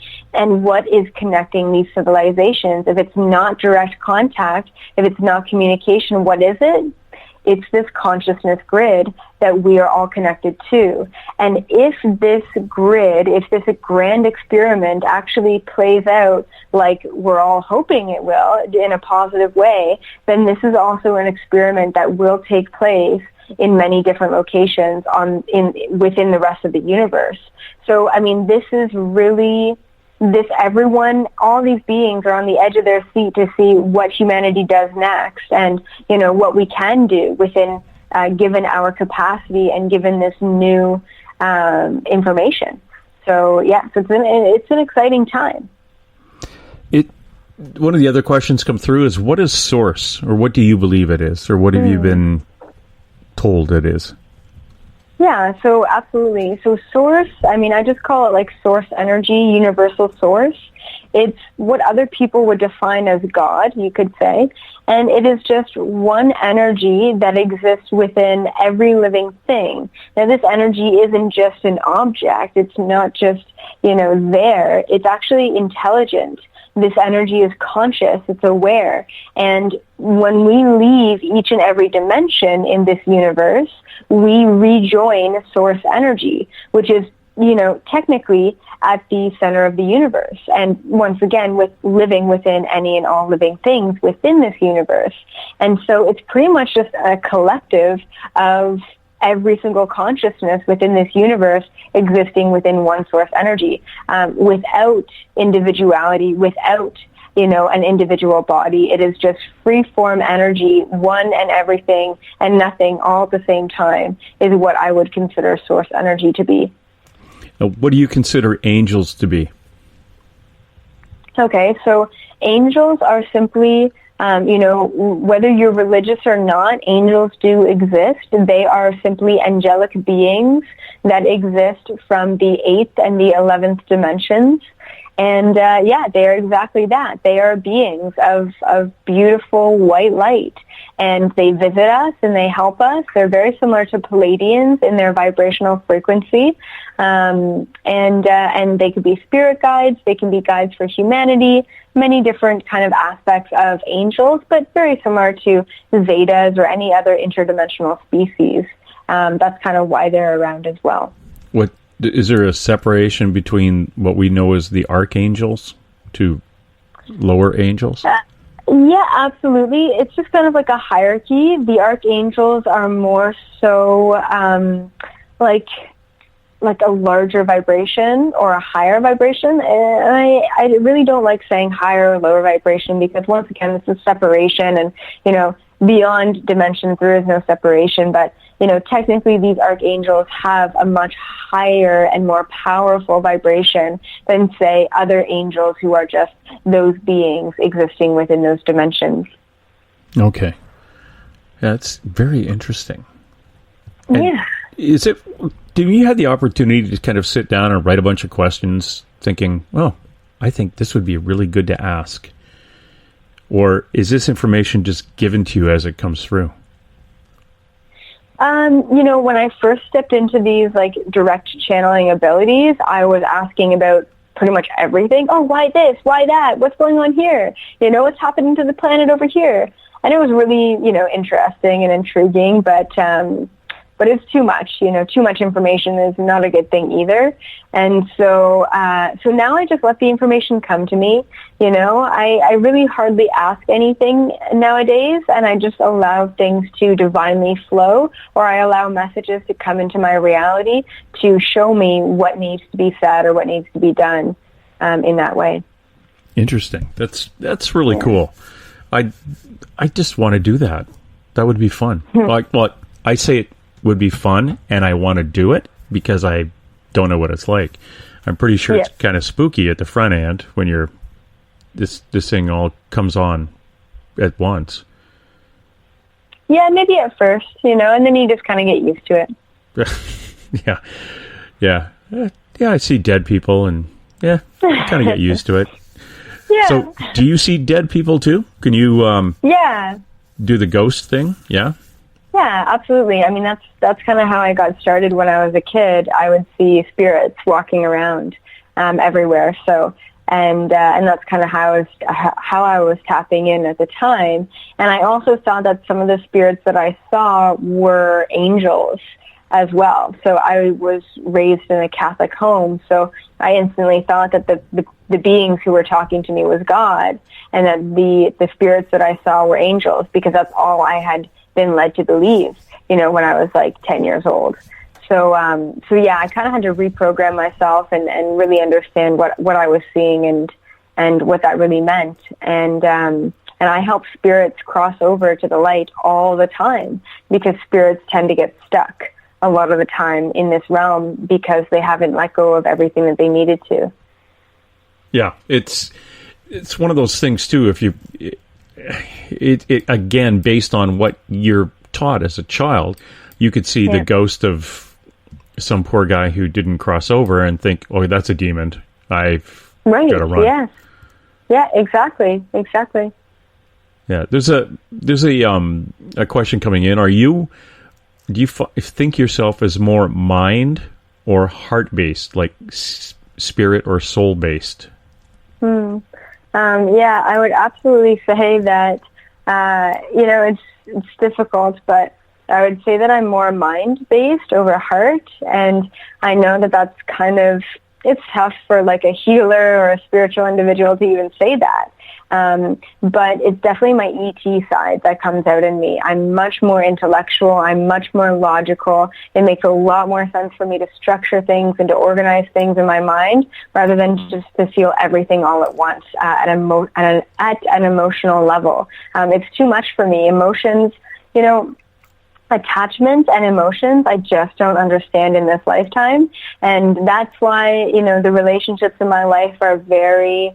they're just different than most other people. Like, I understand the laws of impermanence. I don't really attach myself to anything or anyone because it's not serving me and it's not serving that person. So absolutely, hands down, I'm much more mind over heart, but I'm definitely learning to be more heart to these days and to connect more with myself at a more emotional and heart level, but also to connect to others at a more heart-based level as well. You also, maybe because of who you are in your tasking, the heart side has been pushed away because you don't have time for that. It's true. It's so true. Yeah, it's exactly correct. One of the callers we've had who first started seeing these things following them around, we determined they were multidimensional, or from the 8th or 9th dimension. And over time, in talking to a couple of the more switched on psychics, determined that this guy was an angel, basically. His soul is an angel, and he is here to do some work. And he was complaining on why he couldn't get a girlfriend, and very bluntly, it was because you don't have time right now. Yep. You can have relationships, but they're not going to be long. They're going to be short-lived, fulfilling the needs of the time, and then you have to get back. Your head has to get screwed back on until you get these tasks out of the way. Yep. Catherine, who we talked earlier about her being tapped on the head and her implant being deactivated, would you be able to tell which group of space relatives that would have been done by? Yeah, I can take a look at that. 1 second. Let's see here.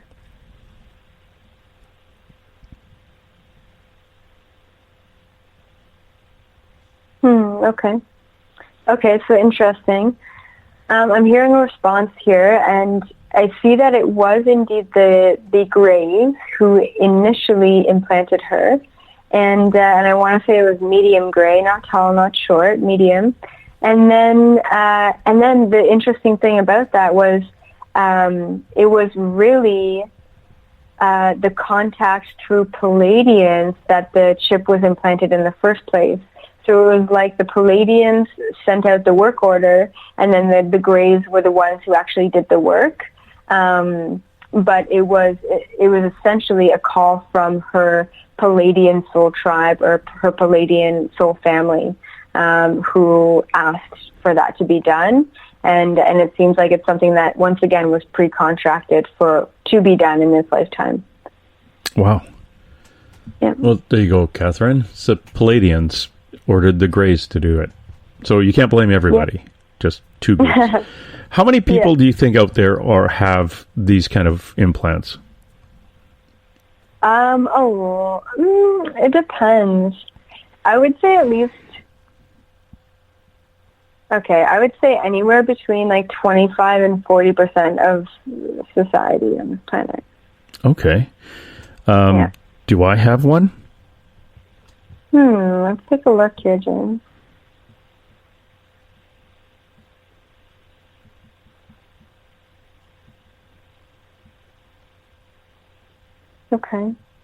Okay, so I do see one. It's inactive. It's old.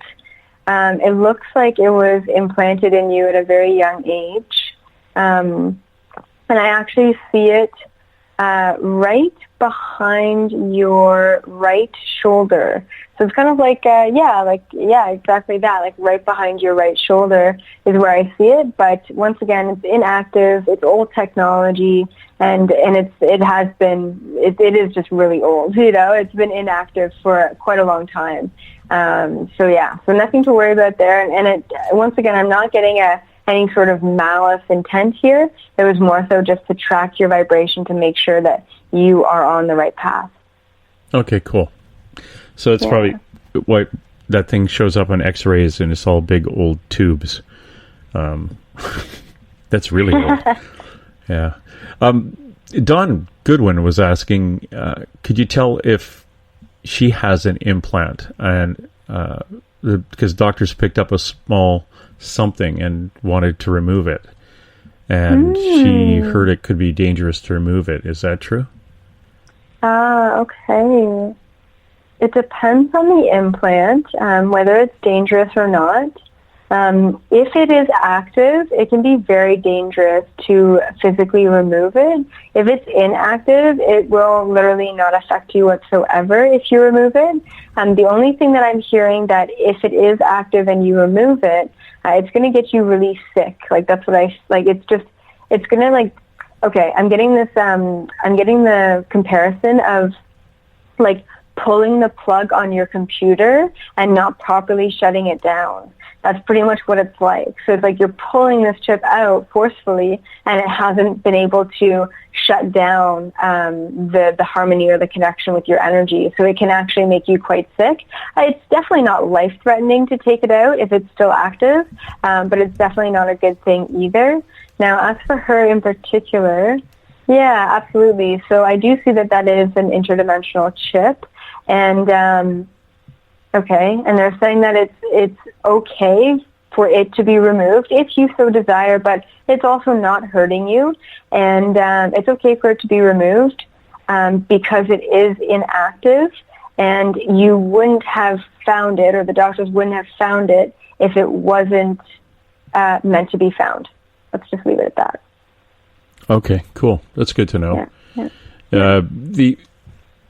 In that whole 30 to 40% of the population having them, that's a lot of work with the billions of people out there.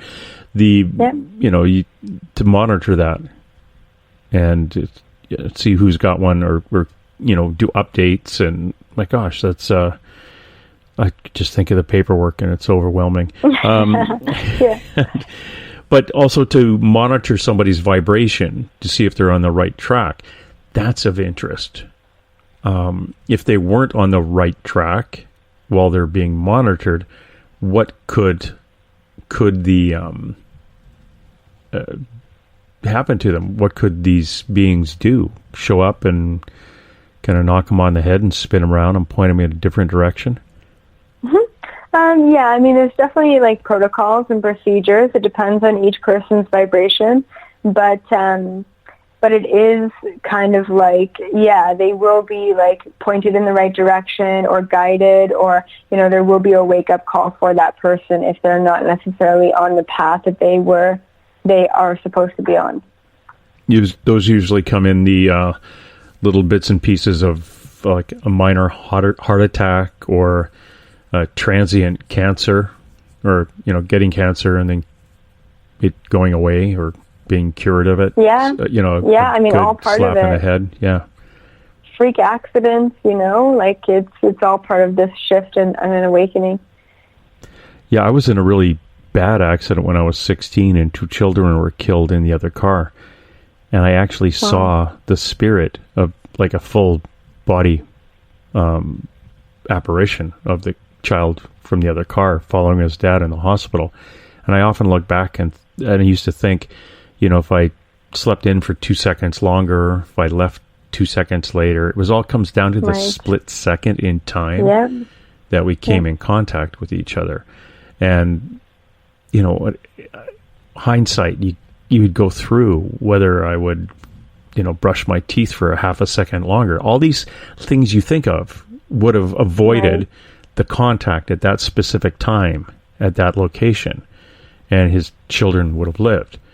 So I often wonder why that occurred the way it did, and whether the lesson from this was his or all of us that were involved. And it's just when you start looking at like not karma, but fate, I should say, and where that what role fate has in a person's life. Is there a role for fate, or is this completely mapped out in the Akashic record? Yeah, absolutely. It's really like it's 50-50.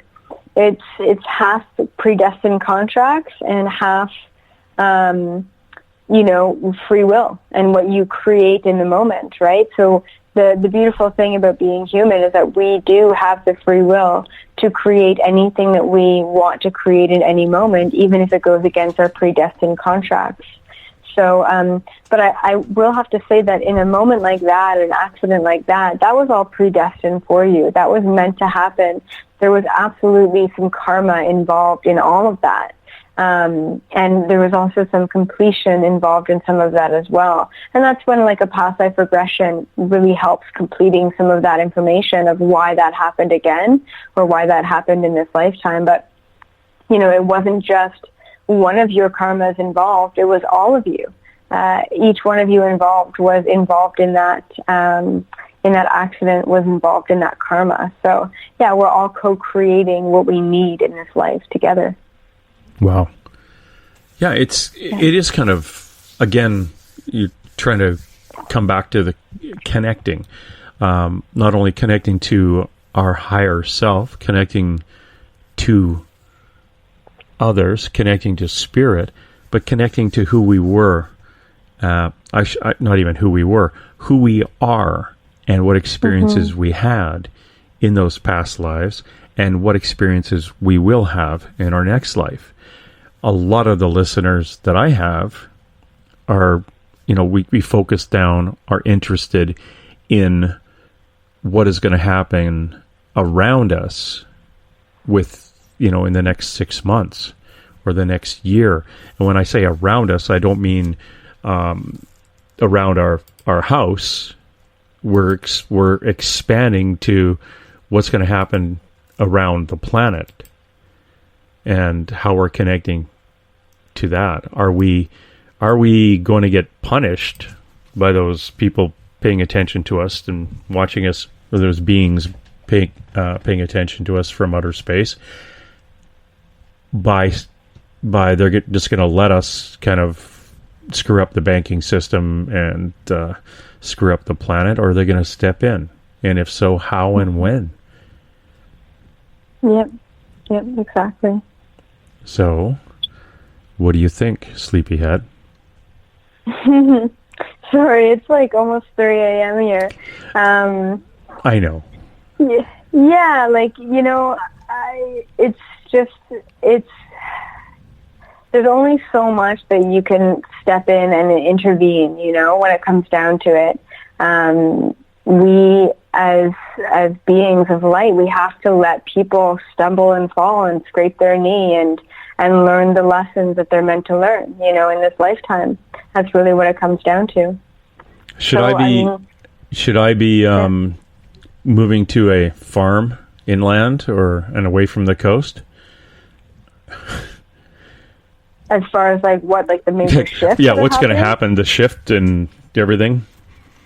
What I've seen is a big rise in the water. Yeah, I've seen it by a couple feet. So a lot of the coastal regions will be flooded at that time. And I'm not entirely sure about timelines with this because, timing is all over the place right now. But yeah, I don't know. I don't want to say move tomorrow, but it's definitely important to start thinking about possibly some considerations regarding major environmental shifts that are going to be happening on this planet, as well as the political and economic shifts that we're already seeing happening on this planet. Oh, well, that's always lovely to know, being that I grew up on an island, a delta that was 2 to 3 feet below sea level. And each of the 66 by 120 foot lots on that little delta in the river sell for about $1.5 million without a house on it. So, yeah, move over there, spend a lot of money, and better buy a boat. Hey, one more question before I let you go. Are we, as humans on this little blue planet, are we being farmed? And I think meant are we being bred and are being used for more than just I'm not going to. The question is, are we being farmed? So you can take that as whatever you want. Are we being farmed? Are we being fed to giants? I don't know. It's or are we just being bred and interbred and just to work on a higher consciousness human? Essentially, that's a pretty harsh term, is farmed, but we are a part of a bigger picture that does include genetic manipulation to help us ascend to the next evolutionary step within humanity. So in a sense, if you want to put it, cut and dry, it's going to be we are being farmed in a way to create this new genetic hybrid that we are moving into. And it's beautiful. And everyone who is being taken and everyone who is a part of this major experiment, once again, has predestined contracts that they have already signed, that their souls are already aware of, to be a part of this, this new hybridization project at this time. So, in a sense, we're being farmed, but is it a negative farming? No, it's actually helping us ascend. It's helping us move forward to the next level, which is quite a beautiful thing in my eyes. Oh, very good. What are the? I've got. Remember, I said it got one more question. Yeah. There's 2 more questions here, and that's it. That's it. We're done. Okay. Oh, look, and they're both by the same person. We're talking about the flooding and the water and water rise. Do you think that New York's going to be affected by that? New York City? I haven't been directed to New York necessarily. A lot of the coastal regions will be affected. Once again, anything that is below sea level is going to be affected. I've seen, Florida not working so well, and even the California coast, and then there's even a lot of islands and things like that will be wiped out because they are lower than sea level, and it's going to rise dramatically in the next, 10, 15 years. Yeah, and that's what we got from a couple of other people too. The half, the southern half of Florida basically gone. The Louisiana down in New Orleans on the Delta gone. San Diego, some of the lower places along even the Pacific Northwest here, Seattle, that's going to be a a goner. Victoria, British Columbia, up Vancouver and the area here, there's going to be basically just spotted islands of high ground, and the rivers are going to be a lot higher. Yeah, so there is a, and this is just, we are only concentrating on North America. You think of Central America and places like that too. It's going to be just cray-cray, as my grandparents would say. I'm going to let you go to bed, unless you're 24. You probably got your gym jams on. You're laying in bed. The phone's beside your head. You got the posters hanging around of your favorite musician. Hold on, that's 14. One of the two. Yeah. 24, yeah. 14. What the heck? What kind of motorcycle do you have? I have a 250 Yamaha Virago. Oh, I don't think you'd make it to Sturgis on the 250 Virago. I know, but I'm such a tiny person. Anything else is too big for me. Oh, come on. I've got a 2017 Road Glide. It's like 900 pounds. I could put it on cruise control and just sit on the back seat and have a nap. It's just wants to go straight all the time. All right. Wow. I'm going to let you go. We got 15 minutes left, and I think I can chat for a little bit and recap. And if you want, you can always jump in, come back. And for everybody else out there are 2 episodes of this show tonight, so I will be editing them and putting them together on back into Spreaker and onto YouTube. So when you go to pull these things off later, which is silly because you've heard the entire show, so don't re-listen to it. It'll be back in one big chunk here. And I want to thank you, Elizabeth April, for showing up. And I understand that you're going to be coming back on with Dave Scott, unfortunately. No, he's funny. Yeah, you'll be coming on once a month now, I think, is it? Yeah. So I'll be back every month. Cool. Well, I'm going to drag you probably for an hour one night on the shift with Skeeter Wellhouse, and you guys can talk about what you both see as things to come and how we can use our good thoughts and positive vibrations to make sure all this stuff doesn't blow up in our face. And you can have your guides talk to her guides, and yeah, it'd be kind of cool. Yeah, that'd be awesome. Yeah, well, thank you very much again. This is Elizabeth April, and please go to our website, ElizabethApril.com. Look up Elizabeth April on YouTube. Look at about 55 of her little video snippets there. Elizabeth April on Facebook and on Twitter. She's everywhere. She's in more social media than Dave Scott. And again, I want to thank you for coming out and staying up so late, because it's a school night. Goodness gracious, young lady, you should be fast asleep. Yeah, thank you so much for having me. It was a pleasure, and I love your quirky sense of humor and all of your great questions. Oh, well, thank you. What sense of humor? I have no sense of humor. Okay, thank you very much, and I hope to talk to you again. Good night, Elizabeth. Yeah, for sure. Have a great night. Thank you. Bye. You bet. Bye-bye. Elizabeth April, again, please go to her YouTube. A lot of good stuff out there. That was, it's poor kid. And I say kid because she's like just about a third my age. But, just fantastic. A lot of the psychics I do talk to are all in their 40s or 50s, or like Skeeter in her late 80s. Okay, maybe not. But 24 years old. Holy cow. There's a switched on, connected young lady. So if you're looking to get a reading, man, oh man, that's somebody you want to go to. Because as we were talking, she was getting information, and I don't know if you caught it. Every so often she'd be answering a question, and then she'd be saying things like, yeah, okay. Like she's getting information from the person beside her, and she's like, shh, quit talking, I'm on the radio.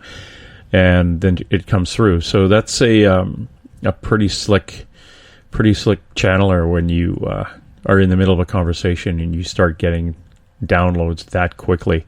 Absolutely amazing. Elizabeth April. thanks for you guys who are on Spreaker for putting up with me, because I don't really look at the Spreaker chat room that often, because a lot of times it's like, I think tonight we were talking about curry pizza, and totally derails my train of thought was my next question. So I'm over on the spacedoutradio.com website and that chat room, or in Facebook. But and don't get me going on Twitter, because that'll just blow up the computer 2 or 3 times more than usual, which was kind of funky, because one of the psychics we had on a week or so ago, when that happened, and now it happened once after the show was over, when 2 psychics were doing a reading for somebody, and the whole system just shut down. Actually, it was one psychic doing a reading for another psychic, and it was getting really good, and all of a sudden the computer decided it would restart. And then it happened about 2 Sundays ago, I think, and it was the same thing. The psychic came through and said, yeah, we got basically shut down. And of course I'm thinking it was all the bad jokes I made about the Trump election, but it was something from outside our atmosphere that actually put its solar finger in there and said, nope, you guys can't talk about this anymore, and moved on, which is again what Elizabeth April found tonight. At least I'm only getting the computer shutting down and restarting. I'm not like Dave, who gets a little gray guy looking through the windows at him. That would be a little bit more disheartening than having your computer shut down and restart. But it is a pain. Again, a pain in the butt. And I will get that thing edited, put them together, so we'll have one long show. Yeah, and John in the Spreaker chat room going, 24? Yeah, I had no idea she was that young. Yeah, I have socks older than her, which doesn't say much for my wardrobe. It's crazy. The types of stuff that we are getting on with here at Spaced Out Radio is absolutely fantastic. We are getting a lot of the more of this. I'm going to say more of the intuitive side, more of the psychic side, as we poke into the paranormal. We are using psychics now a lot more to do remote viewing of things like when Mike Smith you think you saw a big hairy beast running in the bush, and we'll tune into one of our psychics who will do a remote viewing or check with their guides on that thing, what you saw, and it could be your neighbor's Uncle Ralph running naked through the bush, or it could be a Bigfoot. But that's what we're going to get. We are going to use those resources to find out what these things are. And we're not going to use one. We'll have kind of the blind, kind of a triple blind. We'll probably use 3 different independent psychics who can do a remote viewing and see what it is. And if they all kind of agree, then we'll take a run at it and get back to you. Again, that's the same with ghosts. That's the same with UFOs. Skeeter Wellhouse, we're going to have her on doing one of these again, where she actually went through a house that Mike Mornin and I did a paranormal investigation on 2 years ago, and she walked into this place, and it's in Canada. She's down in Washington State.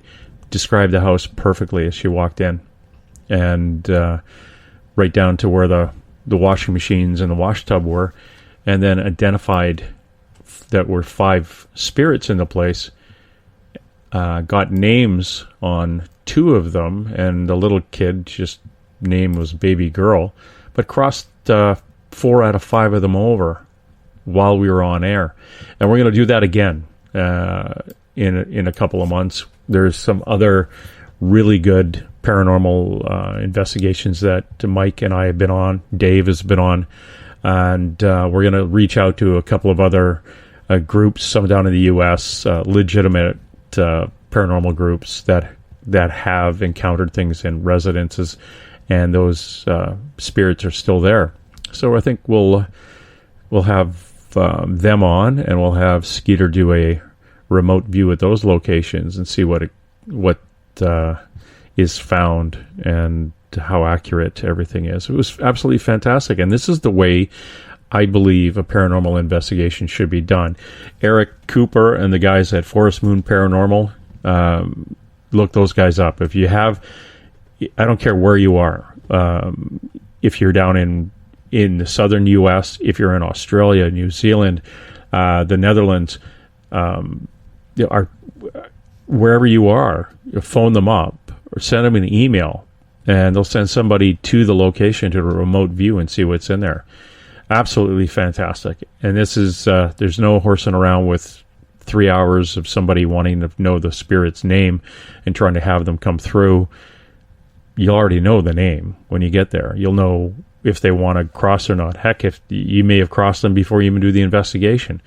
Brilliant. Absolutely brilliant. And that's where I think this type of investigation, or it's the next step for a paranormal investigation. It is the next step, and it's something that Dave and I are going to use not only for our own paranormal investigations, but when I mean paranormal investigation, I mean looking for a ghost, but also cryptids and extraterrestrials, something we can use to confirm what you saw or what you're feeling. And I think it's going to be really good way of doing this stuff. And I want to thank you all for dropping in, and I'd like to thank you for sticking by us after that crazy thing that happened with the system shutting down. And I swear we weren't doing anything like unplugging it on this end. It was what it was. The system completely shut down, and it restarted.